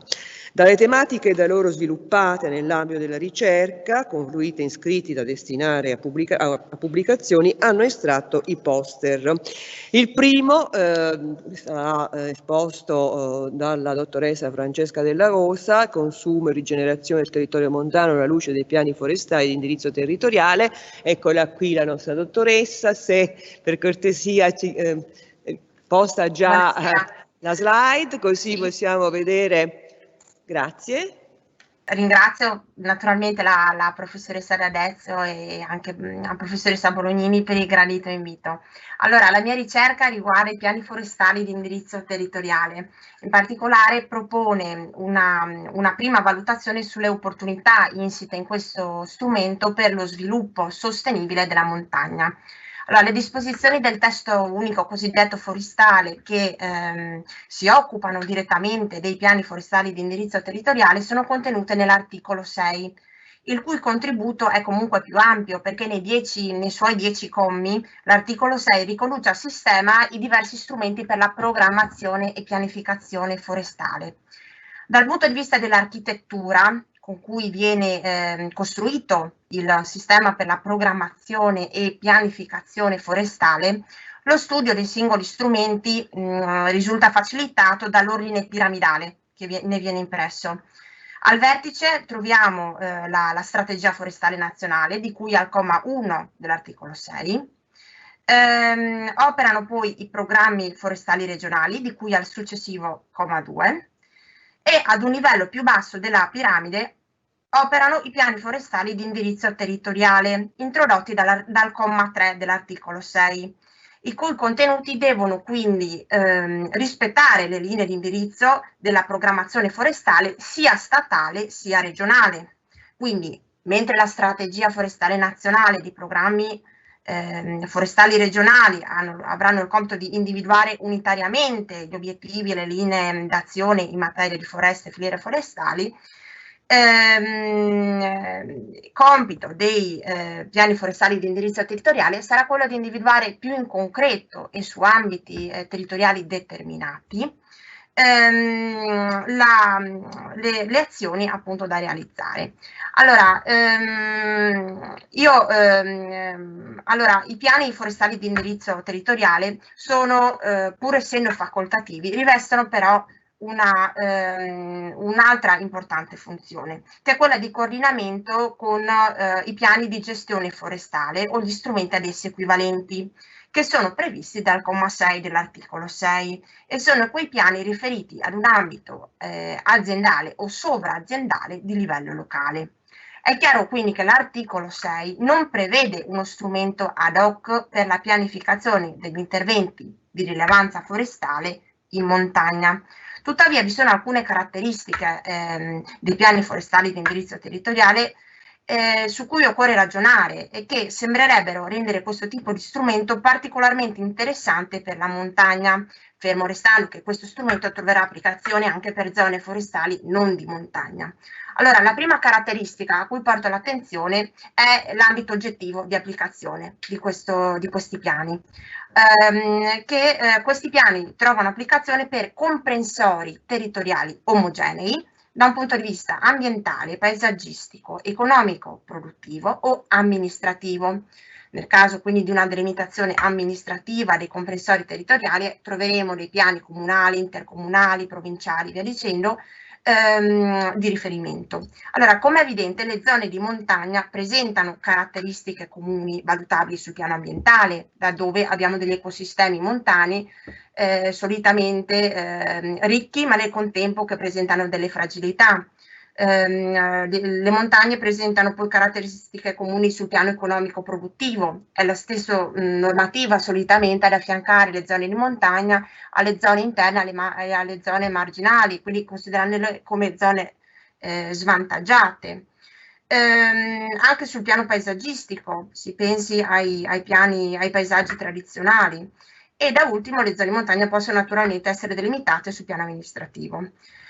Delle criticità si possono porre però nel momento in cui, appunto, per individuare i comprensori territoriali omogenei occorre poter predisporre di strumenti conoscitivi adeguati e anche di risultanze, quindi dati adeguati. Soprattutto infatti con territori altamente differenziati dagli altri, come le zone di montagna, bisognerà poter contare su strumenti completi, effettivi, adeguati di conoscenza e anche di condivisione della conoscenza dei territori forestali. Quindi emergeranno delle criticità già in sede di adozione dei piani. Il secondo e ultimo aspetto a cui porto l'attenzione dei piani oggetto del mio studio è la logica di coralità interregionale a cui rispondono questi piani, che possono essere adottati tra più regioni o tra regioni ed enti locali, che quindi diventano copianificatori assieme alle regioni e delegati appunto dall'autorità, dal pianificatore regionale. Tale scelta sembra poter essere insomma considerata coerente con le funzioni dei piani forestali di indirizzo territoriale, che sono, oltre a quelle già ricordate, anche quelle di individuare, tutelare e valorizzare le risorse silvopastorali nei comprensori territoriali per i quali trovano applicazione, nonché di assicurare anche il coordinamento delle attività che in concreto realizzano la gestione attiva e quindi sostenibile del patrimonio forestale. Ecco, questi sono gli spunti di riflessione che il mio studio solleva, che quindi partono da quelle che sono le funzioni dei piani forestali di indirizzo territoriale, delle funzioni che appunto possono contribuire allo sviluppo territoriale naturalmente sostenibile delle zone di montagna. Fermo restando che il vero banco di prova sarà naturalmente quello di effettiva elaborazione ed applicazione di questo strumento, tanto più nei territori di montagna, nel quale troveremo la compresenza e il sovrapporsi anche di altri piani e vincoli. Grazie. Adesso prenderà la parola la dottoressa Giulia De Luca. Il suo poster è in tema di viabilità forestale. È un argomento abbastanza rilevante, come tra l'altro ricordava poco fa la dottoressa D'Orlando, la tempesta Vaia, l'accesso per recuperare i tronchi degli alberi. Una delle difficoltà era proprio quello di arrivare, perché non c'era, in molti casi non c'era la viabilità forestale accessibile. Questo tanto per dare un'idea. Prego, dottoressa. Buon pomeriggio a tutti. Il poster che ora vedete proiettato è la sintesi di un approfondimento per l'appunto in materia di viabilità forestale, che rappresenta una delle novità che sono state introdotte dal decreto legislativo 34 del 18, che ha introdotto per la prima volta un quadro giuridico, un quadro normativo di riferimento su questo aspetto, che è assolutamente centrale. L'interesse infatti per la viabilità forestale nasce da una considerazione di fondo, ovvero sia che senza un'adeguata rete di strade e di piste forestali è impossibile ovviamente l'esercizio delle attività economiche, in primis della selvicoltura, ma anche delle attività ad esempio turistiche e ricettive, così come sono fondamentali le strade e le piste forestali per il monitoraggio e la gestione del territorio. Penso ad esempio alla prevenzione e alla lotta agli incendi boschivi. Orbene, tra le questioni affrontate nell'approfondimento che ho condotto, In via preliminare mi sono soffermata sulla ricostruzione del panorama normativo nazionale e regionale antecedente all'introduzione del decreto legislativo 34 del 2018, constatando come sul piano nazionale i riferimenti alla viabilità forestale fossero alquanto sporadici. Ricordo tra gli altri la legge quadro in materia di incendi boschivi che appunto prevede che le regioni nell'elaborare i piani per la prevenzione degli incendi boschivi debbano ad esempio localizzare le vie di accesso e i tracciati spartifuoco, ma per il resto bisogna dire che fino all'introduzione del testo unico la viabilità forestale era demandata alla legislazione regionale, quindi un panorama normativo sicuramente frammentato ma anche molto complesso, con elementi di complessità dovuti sia alla stratificazione normativa sia anche ad una difficoltà per così dire definitoria, perché ovviamente i provvedimenti regionali non fanno tuttora riferimento solo al concetto di viabilità forestale, ma variamente anche ad esempio quello di strade bianche, di viabilità silvopastorale ed altre definizioni. Quindi è questo il contesto normativo dove si sono collocate le novità introdotte dal nuovo testo unico, che infatti all'articolo 3,2 lettera F introduce una definizione unitaria di viabilità forestale che ha secondo me due caratteristiche. La prima è quella di essere una definizione molto ampia, quasi onnicomprensiva. La seconda è quella di essere una definizione quasi teleologica, ampia perché ricomprende in generale tutte le strade, le piste, le vie di esbosco, le piazzole, le opere forestali aventi sia carattere permanente sia carattere transitorio che attraversano e interessano le aree boscate o pascolive, e teleologica perché più che concentrarsi sulle caratteristiche dimensionali e tecniche della viabilità forestale si concentra proprio sulle funzioni demandate alla viabilità forestale, che sono per l'appunto il governo del territorio, la tutela, la gestione e la valorizzazione ambientale, economica e paesaggistica, nonché l'attività di gestione e prevenzione degli incendi, ulteriormente approfondite a livello dell'articolo 9. Da questo punto di vista potremmo anche dire che la multifunzionalità che in generale caratterizza i boschi e le foreste si riflette sulle infrastrutture che li attraversano, in primis appunto sulla viabilità forestale. È interessante evidenziare che le caratteristiche tecnico-costruttive e dimensionali della viabilità forestale sono state demandate a un decreto di futura adozione che dovrà essere adottato dal MIPAAF con il coinvolgimento del Ministero per i Beni Culturali, di quello dell'Ambiente, nonché della Conferenza Stato-Regioni, proprio anche a significare la forte trasversalità della materia in gioco. E per fare diciamo un bilancio delle novità introdotte in materia di viabilità forestale dovremo necessariamente attendere questo decreto. Infine, corro un po' perché il tempo è tiranno, la viabilità forestale viene citata espressamente agli articoli 6 e 7 del decreto legislativo, l'articolo 6 che riguarda per l'appunto le attività di pianificazione e programmazione forestale e l'articolo 7 che riguarda invece le attività di gestione forestale, articolo 7 che è destinato a intrecciarsi ovviamente con il successivo articolo 8 in materia di trasformazioni del bosco e con tutta la complessa questione delle autorizzazioni per le opere che hanno un'incidenza sul piano ambientale. A riguardo ho potuto constatare come allo studio, soprattutto anche delle istituzioni europee, in primis della Commissione, vi sono tutta una serie di progetti che prendono in considerazione l'impatto che le strutture della viabilità hanno appunto su ecosistemi delicati come quelli forestali, perché ovviamente determinano problematiche a livello di inquinamento acustico, chimico, creazioni di microdiscariche e anche mortalità faunistica. E infatti mi sono imbattuta anche in un lavoro commissionato dalla Regione Umbria e finanziato dalla Commissione Europea che studiava proprio anche tutta una serie di strumenti per poter contrastare questo fenomeno, come ad esempio dissuasori ottici, olfattivi e via dicendo. Quindi vado a concludere il mio intervento. È sicuramente molto interessante constatare come il legislatore all'interno del testo unico abbia mosso i primi passi per una sistematizzazione della materia molto complessa della viabilità forestale, e attendiamo appunto allora l'adozione del decreto di attuazione per poter fare un primo bilancio sull'impatto, ecco, di queste norme. L'articolo 11 del decreto legislativo 34/2018 affida alle regioni il compito di promuovere la valorizzazione economica dei prodotti forestali non legnosi,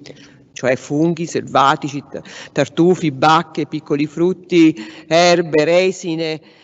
verde ornamentali. Si tratta di prodotti che nel prosieguo del tempo hanno assunto importanza non solo come beni di autoconsumo e per la commercializzazione, ma anche come fonti, tra virgolette, indispensabili per realizzare servizi ecosistemici, a partire da quelli ricreativi. Di questo tema ci parlerà la professoressa aggregata di diritto agrario nell'Università degli Studi di Udine, Gioia Maccioni,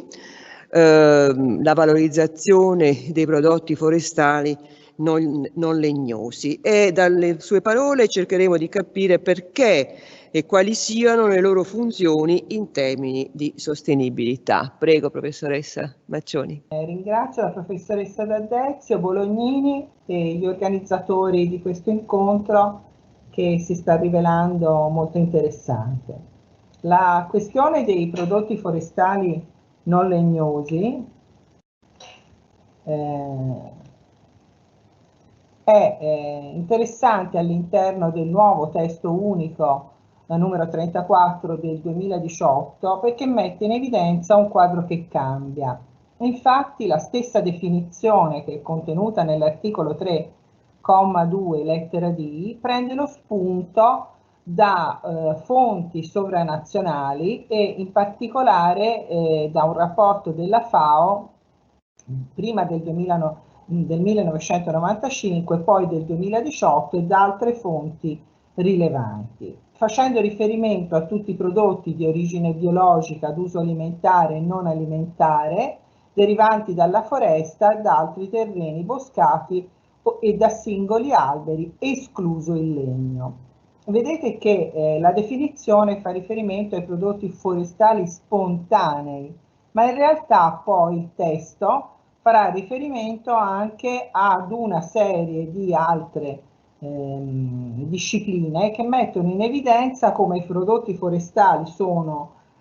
possono essere anche semidomesticati o domesticati, come i tartufi, e quindi non propriamente spontanei. Infatti, se noi andiamo a vedere l'articolato, possiamo vedere dei riferimenti, l'articolato del testo unico forestale, dei riferimenti che mettono in luce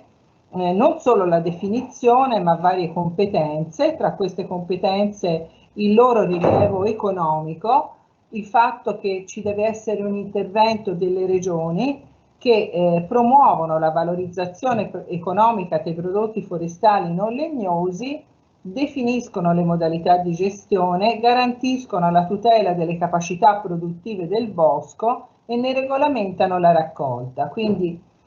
e ciò in relazione anche alla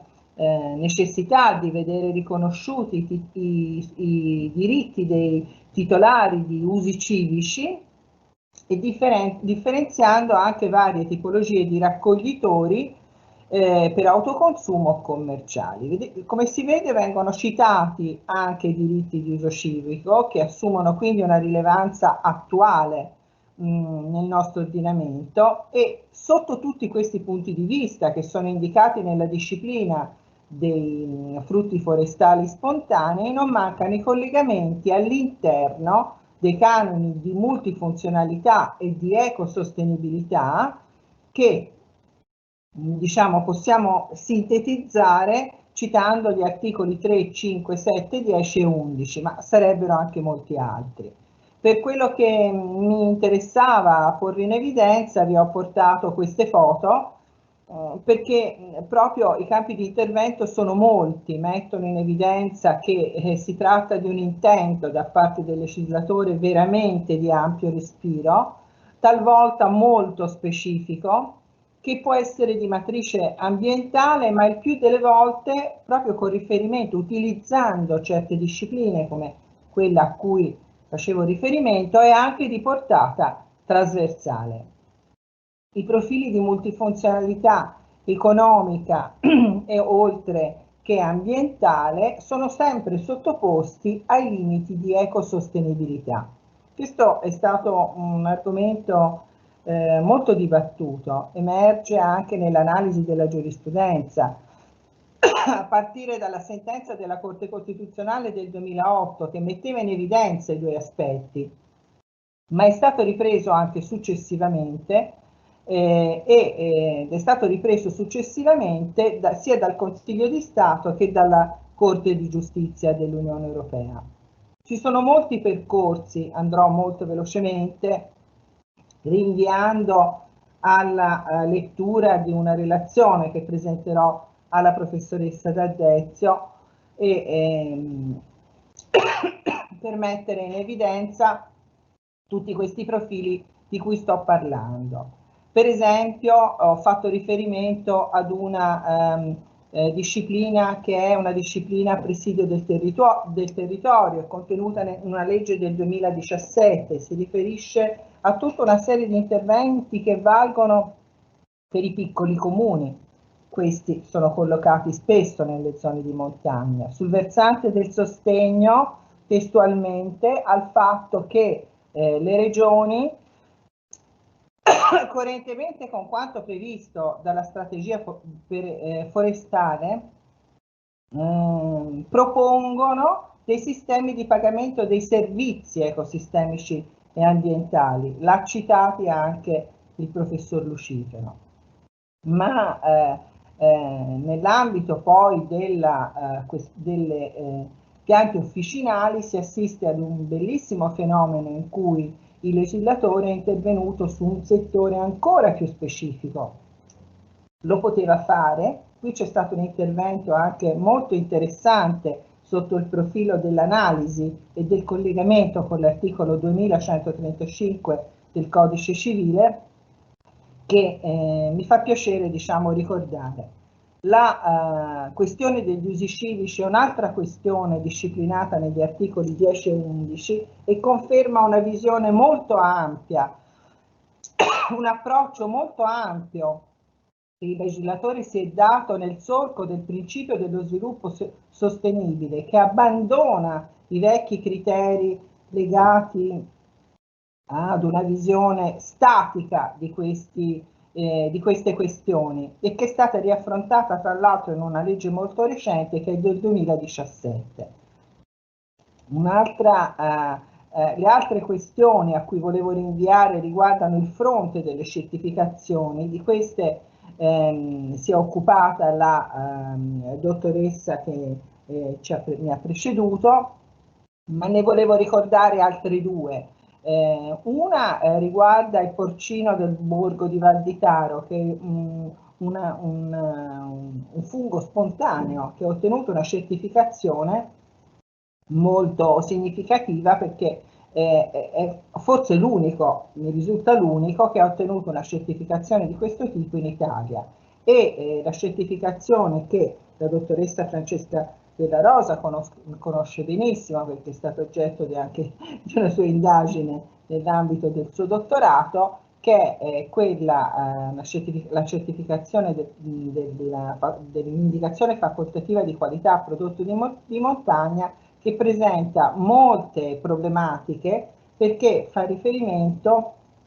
a questioni che non sono state risolte all'interno del testo unico forestale.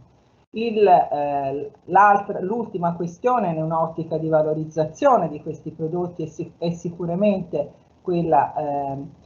appunto che non esamino perché è stata presa in considerazione dalla dottoressa che mi ha preceduto e tra queste due che lei ha citato, sicuramente per certificare i prodotti forestali non legnosi è il PEFC, lo strumento più adatto. È vero che fino a questo momento ci siamo occupati di fissazione di carbonio, ma la struttura di questa certificazione, che è contemplata all'interno del testo unico, la struttura è perfettamente adatta a valorizzare questa tipologia di prodotti. Grazie per l'attenzione.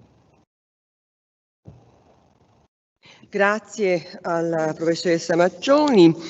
per le notizie che ci ha dato, i commenti e anche per le integrazioni delle nuove certificazioni. Ovviamente ci sono tanti altri profili a cui ha fatto riferimento che in questo momento non ha potuto sviluppare. L'ultimo tema che sarà trattato è l'arboricoltura da legno dopo il testo unico forestale. E dopo, quindi ci fa capire che già prima era prevista questo tipo ed era anche contemplata da fonti legislative questo tipo di attività che viene però ripresa, ma vedremo va anche oltre rispetto alla situazione precedente il testo unico forestale, che contempla l'attività in vari articoli. Si tratta di delineare innanzitutto i tratti distintivi che questa attività di arboricoltura da legno ha rispetto ad altre attività economiche che sono contemplate sia nel testo unico sia in altre fonti, e poi di valutare l'applicazione dei canoni di sostenibilità ambientale, economico, sociale e culturale anche di questa attività nella logica della nostra chiave di lettura. Prego, professoressa Bolognini. Grazie professoressa, innanzitutto un ringraziamento anche da parte mia per aver organizzato questo incontro di studi che si sta rivelando estremamente ricco di spunti di riflessione. Allora, il tema che è stato assegnato a me è il tema dell'arboricoltura da legno. Ora, prima di concentrare l'attenzione sulla disciplina attualmente riservata dal testo unico forestale all'arboricoltura da legno, credo che siano opportune alcune premesse, alcune delle quali per giunta di carattere più che altro descrittivo, cioè che servono proprio a capire di che cosa stiamo ragionando. Allora, quando ragioniamo di arboricoltura da legno, in verità ragioniamo di impianti arborei, quindi di piantagioni di alberi temporanee, spesso coltivate in modo intensivo, che hanno come finalità la produzione di legno.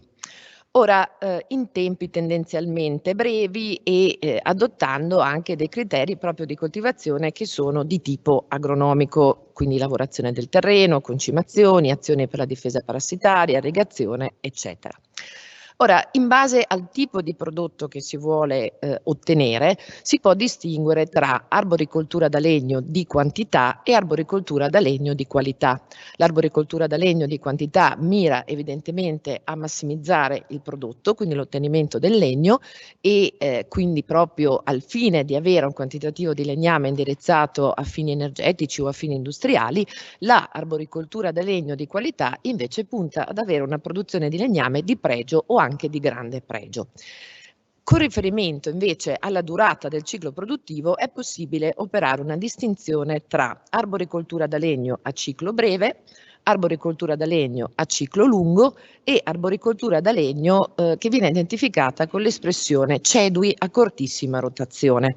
Tendenzialmente l'arboricoltura da legno di qualità si orienta verso l'arboricoltura da legno a ciclo breve e a ciclo lungo, che si distinguono in questo. L'arboricoltura da legno a ciclo breve riguarda piantagioni con un ciclo produttivo inferiore ai 15 anni, mentre l'arboricoltura da legno a ciclo lungo riguarda piantagioni con un ciclo di produzione produttivo superiore ai 15 anni. E tendenzialmente, dicevo, l'arboricoltura da legno di qualità punta proprio su queste due tipologie di cicli produttivi. Faccio un esempio: un'arboricoltura da legno a ciclo breve può essere quella che abbia ad oggetto piantagioni come pioppi ibridi o la paulonia. Una piantagione di arboricoltura da legno a ciclo lungo di qualità potrebbe avere ad oggetto il noce comune, il noce nero, il ciliegio selvatico e altre specie. Quando ragioniamo invece di cedui a cortissima rotazione, ovviamente ragioniamo di cicli produttivi più brevi che tendenzialmente si assestano dai 2 ai 6 anni. Anche in questo caso alcune specie arboree prescelte sono i pioppi ibridi, la robinia, il platano ibrido e tante altre. Ora, se vogliamo semplificare al massimo il termine della questione, possiamo dire allora che l'arboricoltura da legno è un'attività di coltivazione di alberi che è finalizzata alla produzione di legno. Ma se prendiamo le mosse da questa semplificazione ci rendiamo subito conto che l'arboricoltura da legno non è l'unica attività che ha ad oggetto o che perlomeno interessa alberi, chiamiamoli così, e che può essere finalizzata alla produzione di legname, perché noi possiamo ottenere legname anche coltivando un bosco. Certo è che nell'ipotesi in cui coltiviamo un bosco sia naturale sia artificiale non ci limitiamo a ottenere come risultato dell'attività produttiva il legname, ma produciamo tutta una serie di esternalità positive che sono proprio ricollegabili alla multifunzionalità del bosco. Vanno ovviamente dalla difesa del suolo, dal rispetto dell'equilibrio biologico del suolo, dalla tutela ambientale, dall'azione benefica sul clima, eccetera, eccetera, eccetera. Perché faccio questa premessa? Perché credo che alla luce di questa distinzione risulti chiaro qual è stato il compito attribuito al giurista o comunque all'interprete che studia il diritto con riferimento all'arboricoltura da legno, nel senso che il compito del giurista è stato quello di ricondurre questa attività alle categorie giuridiche conosciute e anche quello di verificare se l'attività di arboricoltura da legno dovesse essere in qualche modo avvicinata, se non assorbita dall'attività di coltivazione del legname ottenuta attraverso la coltivazione di un bosco, oppure se costituisse un'attività di tipo differente. Ovviamente la prima osservazione che è stata fatta in merito all'attività di arboricoltura da legno, il primo problema che è stato risolto prima ancora che il legislatore statale introducesse una definizione di arboricoltura da legno nel decreto legislativo 227 del 2001, è evidentemente quello della natura agricola di questa attività. Diciamo che la dottrina non ha avuto grossi problemi a fugare i dubbi in merito alla natura agricola dell'arboricoltura da legno, non li ha avuti né nella precedente formulazione dell'articolo 2135 del Codice Civile, ancora meno ne ha alla luce dell'attuale formulazione dell'articolo 2135, perché non v'è dubbio che se anche pensiamo semplicemente al secondo comma dell'articolo 2135 possiamo sicuramente affermare, senza correre il rischio di essere smentiti, che chi esercita attività di arboricoltura da legno si occupa della cura e dello sviluppo di un ciclo biologico o di una fase necessaria di esso, di carattere vegetale, che utilizza o può utilizzare il fondo. Tra l'altro in dottrina si è anche osservato che se possiamo riconoscere qualche margine per l'agricoltura cosiddetta destinata all'autoconsumo, quindi non imprenditoriale, con l'arboricoltura da legno invece possiamo andare abbastanza sul sicuro nell'affermare che non solo è un'attività agricola, ma è anche un'attività sicuramente imprenditoriale, perché è difficilmente, per non dire quasi mai, se non mai proprio, destinata all'autoconsumo. Vi è da dire che in passato qualcuno ha tentato di mettere in dubbio la natura agricola dell'arboricoltura da legno, in verità muovendo da una considerazione relativa proprio all'inquadramento del prodotto legno, nel senso che si è obiettato che il legno non sarebbe contemplato nell'allegato primo oggi del Trattato sul funzionamento dell'Unione Europea, un tempo allegato secondo del Trattato istitutivo della Comunità Economica Europea, e che quindi in verità non potrebbe essere considerato un prodotto agricolo. In verità questa obiezione si è controbattuta molto facilmente, ricordando che le norme primarie di rango primario di matrice europea agrarie da sempre contemplano una definizione di prodotti agricoli.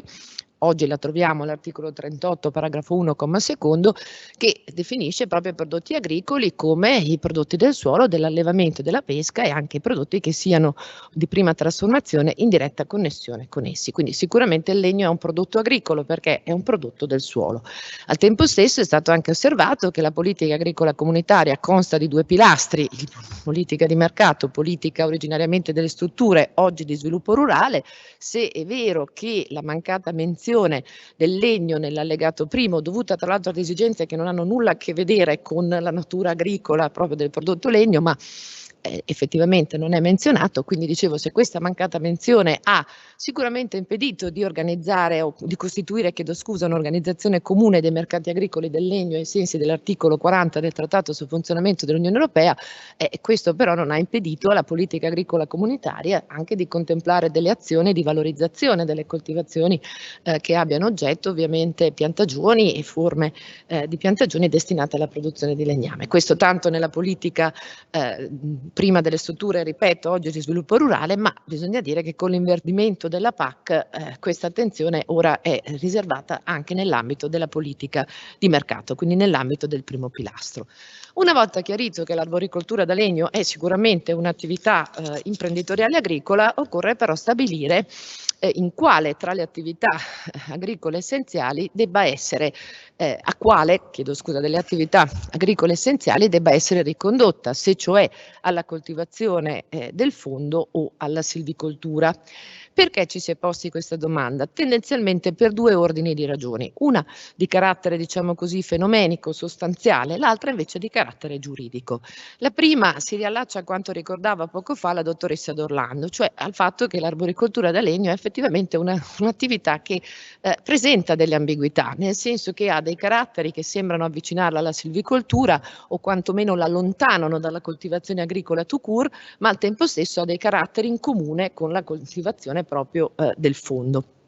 A cosa faccio riferimento? Faccio riferimento al fatto che, per esempio, se confrontiamo l'attività di arboricoltura da legno con qualsiasi altra attività di coltivazione del fondo che abbia cioè ad oggetto colture agricole classiche, chiamiamole così, il ciclo produttivo è sicuramente più lungo, così come anche minore l'impegno che viene richiesto a chi esercita questa attività. Al tempo stesso può accadere effettivamente che gli impianti di arboricoltura da legno, soprattutto quelli relativi all'arboricoltura da legno di qualità, si presentino in forma consociata, quindi con altre, diciamo così, specie di accompagnamento che fanno sì che gli impianti di arboricoltura assumano anche una conformazione molto simile a quella dei boschi. Tra l'altro anche l'elemento che più volte è stato chiamato in causa come elemento distintivo, cioè l'intensità della coltura, non è sempre presente negli impianti di arboricoltura da legno. Sicuramente possiamo trovarla negli impianti destinati alla piopicoltura, ma ci sono altre produzioni, soprattutto quelle di qualità a lungo termine, che conoscono anche delle forme, diciamo così, di diradamento nel corso del ciclo produttivo che quindi si presentano in forma molto simile a ciò che accade ad esempio anche nei boschi. Al tempo stesso possiamo dire che anche la brevità del ciclo è discutibile, nel senso che proprio poco fa abbiamo fatto riferimento ad un'arboricoltura cosiddetta ciclo lungo, quindi ci sono dei cicli molto brevi, 2-6 anni, ma cicli anche superiori ai 15 anni. Al tempo stesso non possiamo non mettere in evidenza, diciamo così, che anche gli impianti di arboricoltura possono assolvere una funzione ambientale. Gli alberi assolvono una funzione ambientale, sicuramente in questo caso per un arco di tempo meno duraturo, però di fatto questa funzione la possiamo riconoscere. Al tempo stesso però dicevo l'arboricoltura da legno presenta dei tratti in comune con le attività di coltivazione del fondo, sia perché richiede il compimento di tutta una serie di attività di tipo agronomico, sia perché si tratta sostanzialmente di una piantagioni arboree che costituiscono gli impianti di arboricoltura, sono reversibili al termine del ciclo produttivo, quindi il terreno può una volta diciamo così eliminato l'impianto di arboricoltura essere destinato ad altre colture agricole. Al tempo stesso si caratterizza per una temporaneità della struttura produttiva, e questo è sicuramente un carattere distintivo rispetto al bosco, che invece ambisce, diciamo così, a mantenere l'impianto arboreo in forma, non dico perpetua, ma sicuramente duratura, e in più ha anche una finalità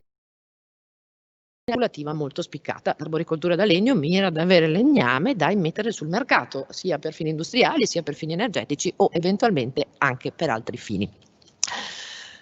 Se guardiamo a queste distinzioni, dal punto di vista giuridico, queste distinzioni hanno fatto sì che si dovesse capire in buona sostanza come disciplinare l'arboricoltura da legno, perché il problema è che se la riconduciamo in buona sostanza all'attività di silvicoltura, sottoponiamo gli impianti arborei allo stesso regime vincolistico al quale sottoponiamo il bosco, che di fatto è un bene a uso controllato. Se invece la riconduciamo all'attività di coltivazione del fondo, ovviamente questi limiti non sussistono. E Effettivamente il problema, se ci pensiamo bene, in passato si è accentuato nel momento stesso in cui è stata adottata la legge Galasso, la legge che ha sottoposto, diciamo così, anche i territori, lo ricordavamo proprio all'inizio di questo incontro, i territori ricoperti da boschi al vincolo cosiddetto paesaggistico, e tra l'altro poi ha dettato in tutta una serie di disposizioni il cui contenuto è ancora attuale perché sono state recepite da prima nel testo unico dei beni culturali e ambientali del 99, poi nell'attuale codice urbano, il codice dei beni culturali e del paesaggio, ha da un lato, diciamo così, consentito il taglio culturale purché venisse svolto nel rispetto ovviamente delle norme, dei limiti, anche delle autorizzazioni previste dalle normative di settore, ma al tempo stesso subordinava al rilascio di un'autorizzazione paesaggistica tutte quelle attività che potessero effettivamente trasformare lo stato dei luoghi o alterare l'equilibrio idrogeologico dei terreni. Allora, di fronte a queste disposizioni si è creato un problema interpretativo con riferimento al taglio destinato alla raccolta del legname, perché ovviamente negli impianti di arboricoltura da legno il ruolo più importante è svolto dal taglio a raso. Al termine del ciclo produttivo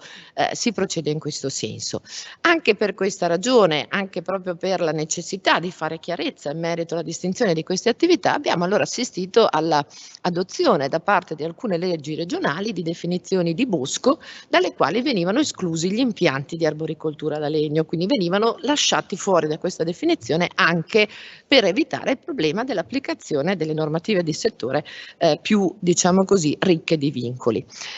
Al tempo stesso però la giurisprudenza è stata chiamata a intervenire molte volte, anche perché si è assistito a impianti di arboricoltura che spesso hanno avuto ad oggetto specie che possono essere presenti anche nei boschi, oppure a impianti di arboricoltura collocati in territori già interessati proprio dal vincolo paesaggistico.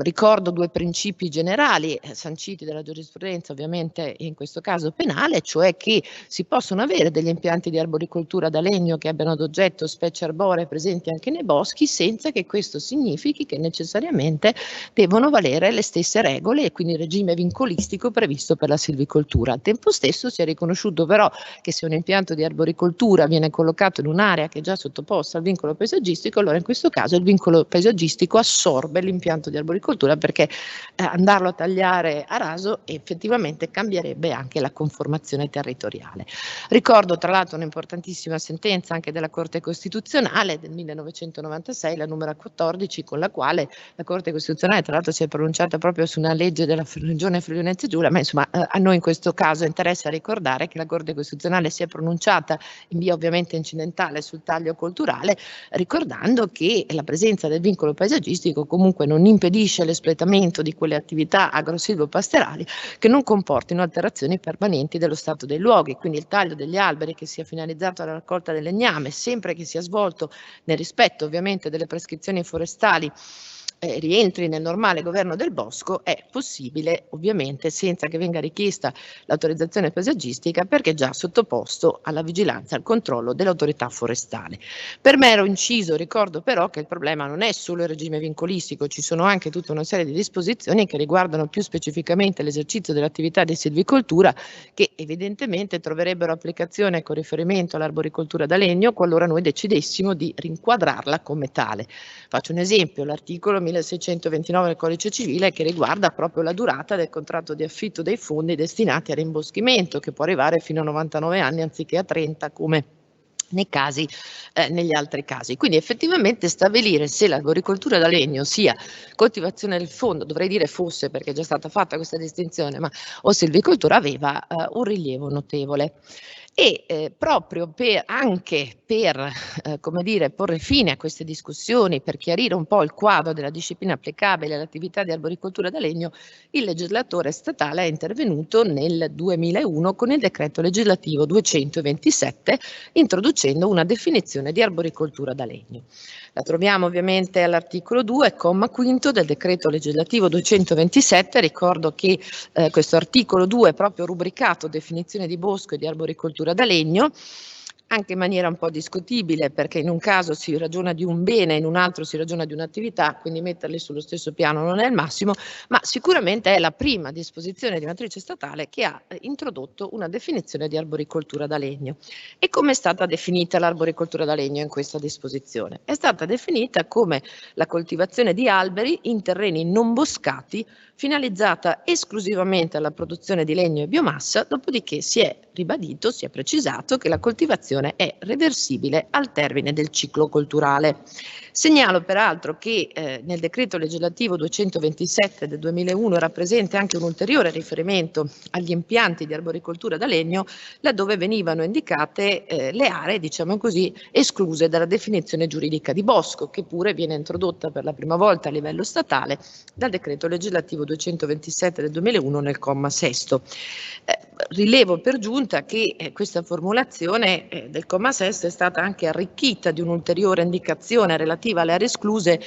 che è avvenuta, diciamo così, nel 2012. Nel 2012 si è aggiunto un inciso che prende proprio avvio subito dopo la menzione degli impianti di arboricoltura da legno e con cui si specifica ivi comprese le formazioni forestali di origine artificiale realizzate su terreni agricoli a seguito dell'adesione a misure agroambientali promosse nell'ambito delle politiche di sviluppo rurale dell'Unione Europea una volta scaduti i relativi vincoli, e poi ne vengono ovviamente inserite altre. Questo inciso ha creato non pochi problemi, perché non si è capito se questo ivi comprese dovesse fare riferimento alle aree escluse o agli impianti di arboricoltura da legno. Tendenzialmente sembrerebbe che queste formazioni forestali di origine artificiale realizzate appunto su questi terreni agricoli possano essere inquadrate come impianti di arboricoltura da legno solo ovviamente se sono destinate, come viene affermato nella definizione precedente, esclusivamente alla produzione di legno e di biomassa, se sono su terreni non boscati e se il ciclo è reversibile. Faccio un appunto su questo perché vedremo che questa poi è una disposizione che è stata ripresa anche nel testo unico forestale. Ora, l'introduzione di questa definizione di arboricoltura da legno nel 2001 ha portato la dottrina ad essere particolarmente felice, nel senso che la dottrina ha detto finalmente il legislatore statale ha chiarito che l'arboricoltura da legno è qualcosa di diverso dalla silvicoltura, perché la silvicoltura in verità ha ad oggetto un'attività di coltivazione del bosco. Il bosco è qualcosa di molto diverso da un impianto di arboricoltura, perché è un ente complesso, un ente completo nel quale rientrano però non soltanto il suolo ma anche il sottosuolo, il soprassuolo, la fauna, la flora che lo compongono, proprio affinché ne venga valorizzata questa multifunzionalità. Quindi finalmente con questa definizione abbiamo chiarito tutti i dubbi e possiamo dire che l'arboricoltura da legno viene assoggettata alla disciplina non della silvicoltura ma non della coltivazione del fondo. Ora, in verità, e quindi questa distinzione vista con particolare favore, anche perché non dimentichiamo che il decreto legislativo proprio del 2001, all'articolo 6, poi ha inserito una disposizione specifica chiarendo che è vietato il taglio a raso dei boschi, proprio a meno che evidentemente non vi siano dei casi particolari dettati alla necessità di una rinnovazione naturale o anche che siano espressamente ovviamente autorizzati. Quindi a questo punto, dicendo che l'arboricoltura da legno non ha ad oggetto il bosco, automaticamente escludiamo l'ambito di applicazione, la escludiamo dall'ambito di applicazione di questo divieto. In verità però, se poi andiamo a leggere con attenzione questa definizione di arboricoltura da legno e la mettiamo in correlazione con la definizione di bosco che viene introdotta con il decreto legislativo 227, io credo che tutto questo entusiasmo e questa soddisfazione un pochino tenda a scemare. Per una ragione molto semplice. Se intanto andiamo a leggere la definizione di bosco, vediamo che, come è stato giustamente osservato in dottrina, effettivamente il legislatore del 2001 ha scelto un criterio che è per lo più quantitativo più che qualitativo. Sì, c'è un riferimento sicuramente alla vegetazione forestale arborea associata o meno a quella arbustiva di origine naturale o artificiale in qualsiasi stadio di sviluppo, ma poi se si taglia tutta la parte relativa alle aree assimilate e alle aree escluse, di fatto abbiamo a che fare con dei criteri numerici, cioè si fa riferimento al fatto che il bosco, per essere considerato tale, non debba misurare meno di 2000 metri quadrati, debba avere una larghezza media non inferiore a 20 metri, una copertura non inferiore al 20%, con una misurazione effettuata alla base esterna dei fusti. È chiaro che di fronte a una formulazione come questa, che non recepisce minimamente l'idea di un bosco come ente complesso, come ente completo, quindi non fa fa leva sulle caratteristiche distintive del bosco, ma si affida ad un criterio per lo più quantitativo, era inevitabile che si dovesse introdurre per forza una definizione di arboricoltura da legno, proprio per riuscire a escludere quelle attività che invece hanno ad oggetto, diciamo così, proprio lo svolgimento di una coltivazione di tipo diverso. Questa definizione poi basa fondamentalmente i tratti distintivi dell'arboricoltura da legno su 3 profili: la finalità, la localizzazione e la reversibilità, nel senso che si fa riferimento alla finalità, che deve essere quella appunto di produrre legno o biomassa esclusivamente, si fa riferimento al fatto che la coltivazione sia reversibile al termine del ciclo produttivo e si stabilisce che la localizzazione dell'impianto deve avvenire fuori dai terreni boscati, tant'è vero che in molti hanno criticato questa definizione dicendo che manca qualsiasi riferimento alle specie arboree che possono essere oggetto degli impianti di arboricoltura, alla brevità del ciclo produttivo, all'intensità della coltura e ancora con riferimento a questa definizione si è anche messo in dubbio che effettivamente anche alla luce del nuovo riparto della competenza legislativa introdotto tra l'altro poco tempo dopo l'entrata in vigore del decreto legislativo 227 del 2001, ci si è chiesto in buona sostanza se le regioni dare una loro definizione di arboricoltura da legno oppure se dovessero rifarsi a questa indicata dal decreto legislativo 227. In questo contesto, descritto il panorama, arriviamo al testo unico forestale. Viene adottato il testo unico forestale. Il testo unico forestale, come tutti sapete, lo abbiamo anche ricordato prima, credo che l'abbia fatto il professor Lucifero, ha abrogato il decreto legislativo 227 del 2001. Allora, se vogliamo chiederci che fine ne abbia fatto l'arboricoltura da legno, la prima cosa che dobbiamo fare è andare a vedere se il testo unico forestale reca ancora una definizione di arboricoltura da legno, se sì, in che termini, se è uguale, se è diversa, se è cambiato in buona sostanza qualcosa. La conferma, allora la risposta è positiva, c'è anche nel testo unico forestale una definizione di arboricoltura da legno, la rinveniamo all'articolo 3, in questo articolo che è rubricato definizioni, un articolo molto ampio perché in verità oltre alla definizione di bosco, alla definizione statale, di bosco contempla la bellezza di 19 definizioni che dovrebbero servire, 17 definizioni che devono servire proprio a capire meglio come applicare queste norme e troviamo proprio la lettera N del comma secondo la definizione di arboricoltura da legno. Al tempo stesso troviamo una menzione dell'arboricoltura da legno nell'articolo 5, cioè quello dedicato alle aree escluse dalla definizione di bosco. Ora la struttura è cambiata un pochino, nel senso che la definizione di bosco di matrice statale si trova nell'articolo 3, in modo particolare nel comma terzo, mentre le aree assimilate a bosco beneficiano della collocazione in una disposizione specifica che è l'articolo 4 e così anche le aree escluse dalla definizione di bosco che hanno una loro disposizione a parte che è l'articolo 5. Andiamo a vedere questa definizione. Allora, in questo caso la definizione di arboricoltura da legno recita che possiamo intendere con tale espressione la coltivazione di impianti arborei in terreni non boscati o soggetti a ordinaria lavorazione agricola finalizzata prevalentemente alla produzione di legno a uso industriale o energetico e che è liberamente reversibile al termine del ciclo colturale. Ora, apparentemente sembrerebbe la stessa definizione, però se in verità andiamo a fare un confronto puntuale tra la formulazione della definizione di quell'articolo 2, comma quinto del decreto legislativo 227 e questa definizione scopriamo qualcosa di diverso, nel senso che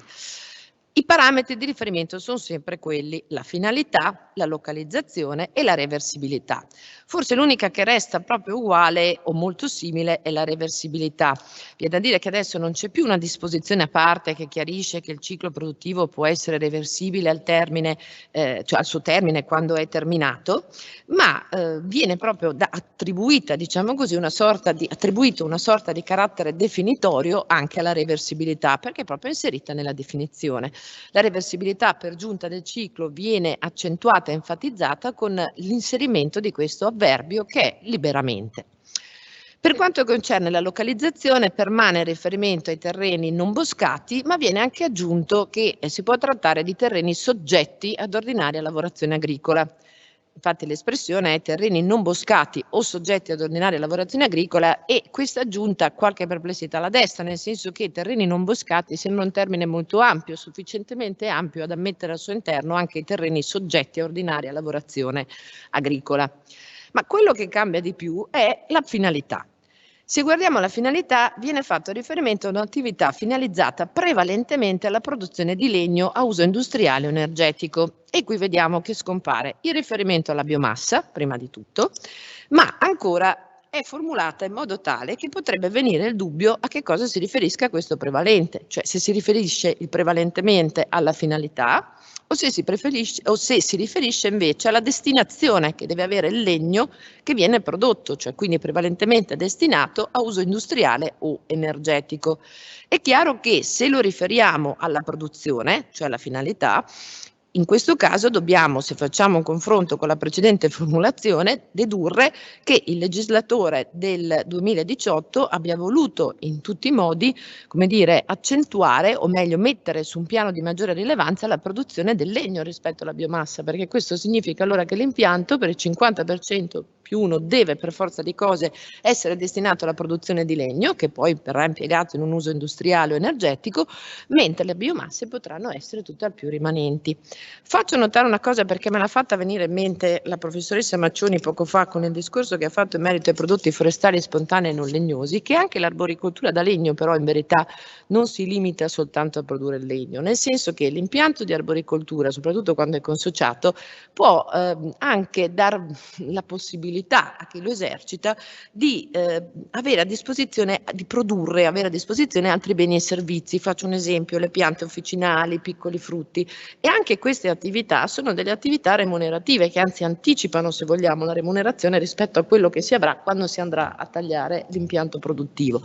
E faccio notare che nella definizione di prodotti forestali spontanei non legnosi che ricordava poco fa la professoressa Maccioni, si fa riferimento a tutti i prodotti di origine biologica ad uso alimentare e ad uso non alimentare, derivati però, attenzione, non solo dalla foresta o da altri terreni boscati, ma anche da singoli alberi. Quindi sembrerebbe una definizione che potrebbe anche essere rivolta proprio ai prodotti dell'arboricoltura. Fatta questa premessa, poi diventa, ovviamente se invece questa prevalenza la indirizziamo alla finalità del legno, diventa abbastanza semplice, come dire, comprendere a cosa si fa riferimento, significa che evidentemente le produzioni potranno anche essere calibrate in modo diverso, nel senso che potremmo avere per esempio sullo stesso impianto delle specie arboree destinate a una produzione ad esempio di qualità, specie arboree destinate ad una produzione di quantità, a volte anche con cicli produttivi diversi, ma in verità la novità non ci sarebbe, nel senso che tutto questo già avviene. Questa prevalenza non viene indicato come debba essere calcolata, come sempre in tutte le norme di matrice agraristica, le ultime, le più recenti in cui si fa riferimento alla prevalenza, il criterio con cui valutare questa prevalenza non c'è, quindi anche questo ovviamente è rimesso al compito dell'interprete. Se si tratta di una finalità, in questo caso del legname, probabilmente si dovrà guardare anche all'investimento iniziale, al tipo di attività che vengono proprio poste in essere per l'ottenimento del legname. Altra osservazione, esclusione dell'arboricoltura da legno dalle attività, dalle aree cosiddette escluse, dalle aree che vengono qualificate come bosco. Prendiamo l'articolo 5, la lettera B, vediamo che viene menzionata l'arboricoltura da legno, vediamo che nella lettera precedente però, nella lettera A, vengono riproposte proprio quelle formazioni di origine artificiale alle quali facevo cenno poco fa, quelle relative ai programmi, diciamo così, alle misure agroambientali di matrice europea, che ora beneficiano di una collocazione separata, il che ci fa capire quindi che quell'IVI comprese non era minimamente rivolto agli impianti di arboricoltura da legno e quindi ritorna valido quanto dicevamo prima, cioè queste vegetazioni potranno tutt'al più essere qualificate come tali se saranno destinate proprio alla produzione, ora a questo punto prevalente, di legno. Nella lettera B, insieme all'arboricoltura da legno, ci sono altre forme di arboricoltura. Ovviamente questa disposizione andrebbe letta anche alla luce poi della disposizione che definisce il bosco, che anticipo già, per quanto nella relazione illustrativa venga detto che questa definizione è stata aggiornata, gli aggiustamenti sono veramente minimi, nel senso che se si fa anche qui un confronto letterale, si vede che anziché fare riferimento al qualsiasi stadio di sviluppo si aggiunge un inciso ed evoluzione, si fa riferimento, ecco questo forse cambia un pochino, alla copertura arborea forestale, che deve essere non più non inferiore al 20%, ma deve essere maggiore al 20%, viene meno il criterio di misurazione, perché non si fa più menzione del criterio con cui debba essere misurata questa copertura, mentre un tempo si specificava che doveva essere effettuata alla base esterna dei fusti, e poi, ecco, questa forse è la novità maggiormente degna di nota, però non vengono più menzionati i castagneti, le sugherette e la macchia mediterranea, che poi vengono menzionati menzionati in altra sede. Ora, di fronte a questa definizione e a questa menzione dell'arboricoltura da legno, che dire? Allora, innanzitutto non è l'arboricoltura da legno che è esclusa dalle aree che è un'area esclusa dalla definizione di bosco, ma sono gli impianti di arboricoltura da legno, quindi questo è abbastanza scontato. Ma è interessante leggere sul punto quello che si trova nella relazione illustrativa del testo unico, perché nella relazione illustrativa si capisce che insomma qualche commissione aveva chiesto di specificare le specie arboree che comportassero, no, questa esclusione, anche un pochino le attività consentite, e la risposta che viene data è che non sarebbe compito di un testo unico in materia forestale disciplinare i tipi di coltura o di interventi effettuabili in aree che per definizione non possono essere considerate bosco. Allora, premesso che secondo me la mancata specificazione delle specie culturali, delle specie arboree, chiedo scusa, dei tempi di rotazione, del ciclo produttivo, dell'intensità, è una scelta saggia, nel senso che proprio alla luce della descrizione che si è fatta prima sono molte le tipologie di arboricoltura da legno, quindi andare a stigmatizzare renderebbe il tutto ancora più complesso, però faccio notare quanto contraddittoria sia questa affermazione, perché se un testo unico non deve occuparsi di ciò che è, diciamo così, è dei tipi di coltura che non costituiscono bosco, allora qualcuno dovrebbe spiegarci perché nell'articolo 6 venga menzionata la biopicoltura, per giunta a sproposito, inserendola nelle filiere produttive del settore forestale, che non ha alcun senso, perché la biopicoltura è un'attività di arboricoltura da legno, o meglio, il senso della relazione illustrativa viene ricondotto alla necessità di incentivare questa attività economica importantissima, però dal punto di vista giuridico la cosa appare insensata, a maggior ragione alla luce di questa affermazione. Ora, fatta tutta questa premessa, l'ultima cosa da dire riguarda l'eventuale come dire, possibilità che questa definizione di arboricoltura da legno introdotta proprio nel testo unico forestale qualche incidenza da parte dell'intervento delle regioni possa subirla. In che termini? Allora, sicuramente se noi prendiamo il comma 4 dell'articolo 3 ci rendiamo conto che le regioni possono adottare una definizione integrativa solo di bosco, di aree assimilate a bosco e di aree escluse dalla definizione di bosco, quindi ne resta fuori completamente la definizione di arboricoltura da legno, che invece è contemplata nell'elenco delle definizioni di quell'articolo 3 paragrafo 2. Però che introdurre una definizione integrativa di aree escluse dalla definizione di bosco non possa esserci qualche margine, io non ne sarei proprio così sicura. Fatta questa osservazione, cerchiamo ora di venire un po' al legame che c'è tra arboricoltura da legno e sostenibilità. Perché un testo unico forestale si occupa di arboricoltura da legno? Perché questo testo unico forestale si occupa di arboricoltura da legno? Se ne occupa perché questo testo unico forestale ha a cuore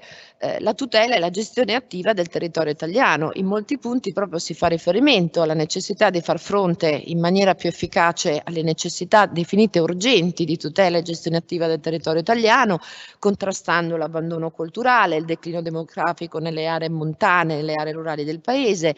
garantendo la conservazione ambientale e paesaggistica, lo sviluppo di nuove economie verdi, la crescita occupazionale, in particolare nelle aree interne del paese. Allora io credo che l'arboricoltura da legno presenti dei tratti meritevoli di attenzione sotto il profilo proprio di questa triplice dimensione della sostenibilità. Sicuramente sotto il profilo della sostenibilità ambientale, perché le piantagioni di alberi, seppure temporanee, offrono dei vantaggi ambientali in termini comunque di fissazione dell'anidride carbonica, di miglioramento della qualità dell'acqua, di creazione di habitat che potrebbero anche garantire una protezione alla vita selvatica.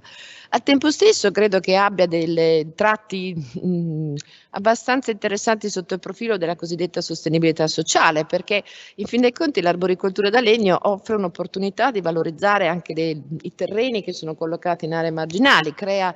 delle nuove anche forme di lavoro, se vogliamo, comunque offre ulteriori possibilità.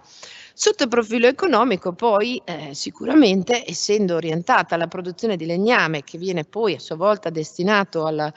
prevalentemente all'industria, alla produzione di energia, è chiaro che l'arboricoltura da legno può dare un contributo molto importante a una maggiore diffusione di quei modelli produttivi che vengono ricondotti ai paradigmi della green economy, della bioeconomia, della cosiddetta wood mobilization. Quindi sono tutti tra l'altro paradigmi che puntano anche ad aumentare proprio la quota di energia che viene ottenuta mediante l'impiego di fonti cosiddette rinnovabili e più pulite. Ora, se tutto questo è vero, è chiaro però che se ragioniamo sui tratti che io ho indicato come espressione di questa vicinanza alla sostenibilità ambientale, economica e sociale, ci rendiamo conto che non c'è poi tutta questa lontananza rispetto al bosco, nel senso che cogliamo dei profili vicini.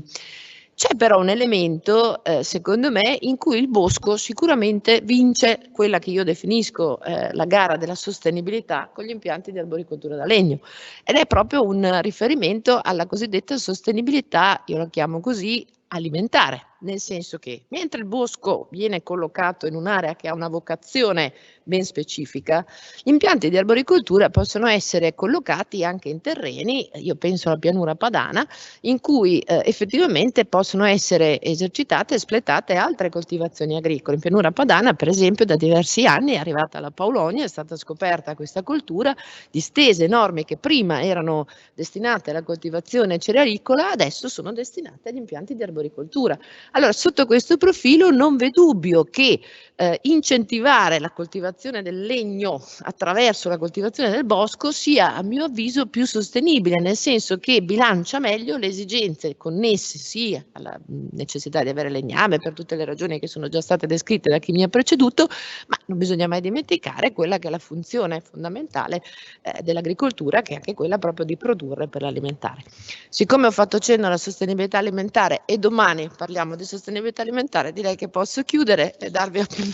a domani all'incontro che faremo a partire dalle 15. Grazie. Grazie alla professoressa Bolognini. Adesso è arrivato il momento di chiudere, anche perché lo spazio della rete che ci è stato concesso si sta per esaurire. Grazie a tutti, per chi si ricollegherà domani, a risentirci, arrivederci domani, passiamo alla sostenibilità nel settore alimentare. Arrivederci.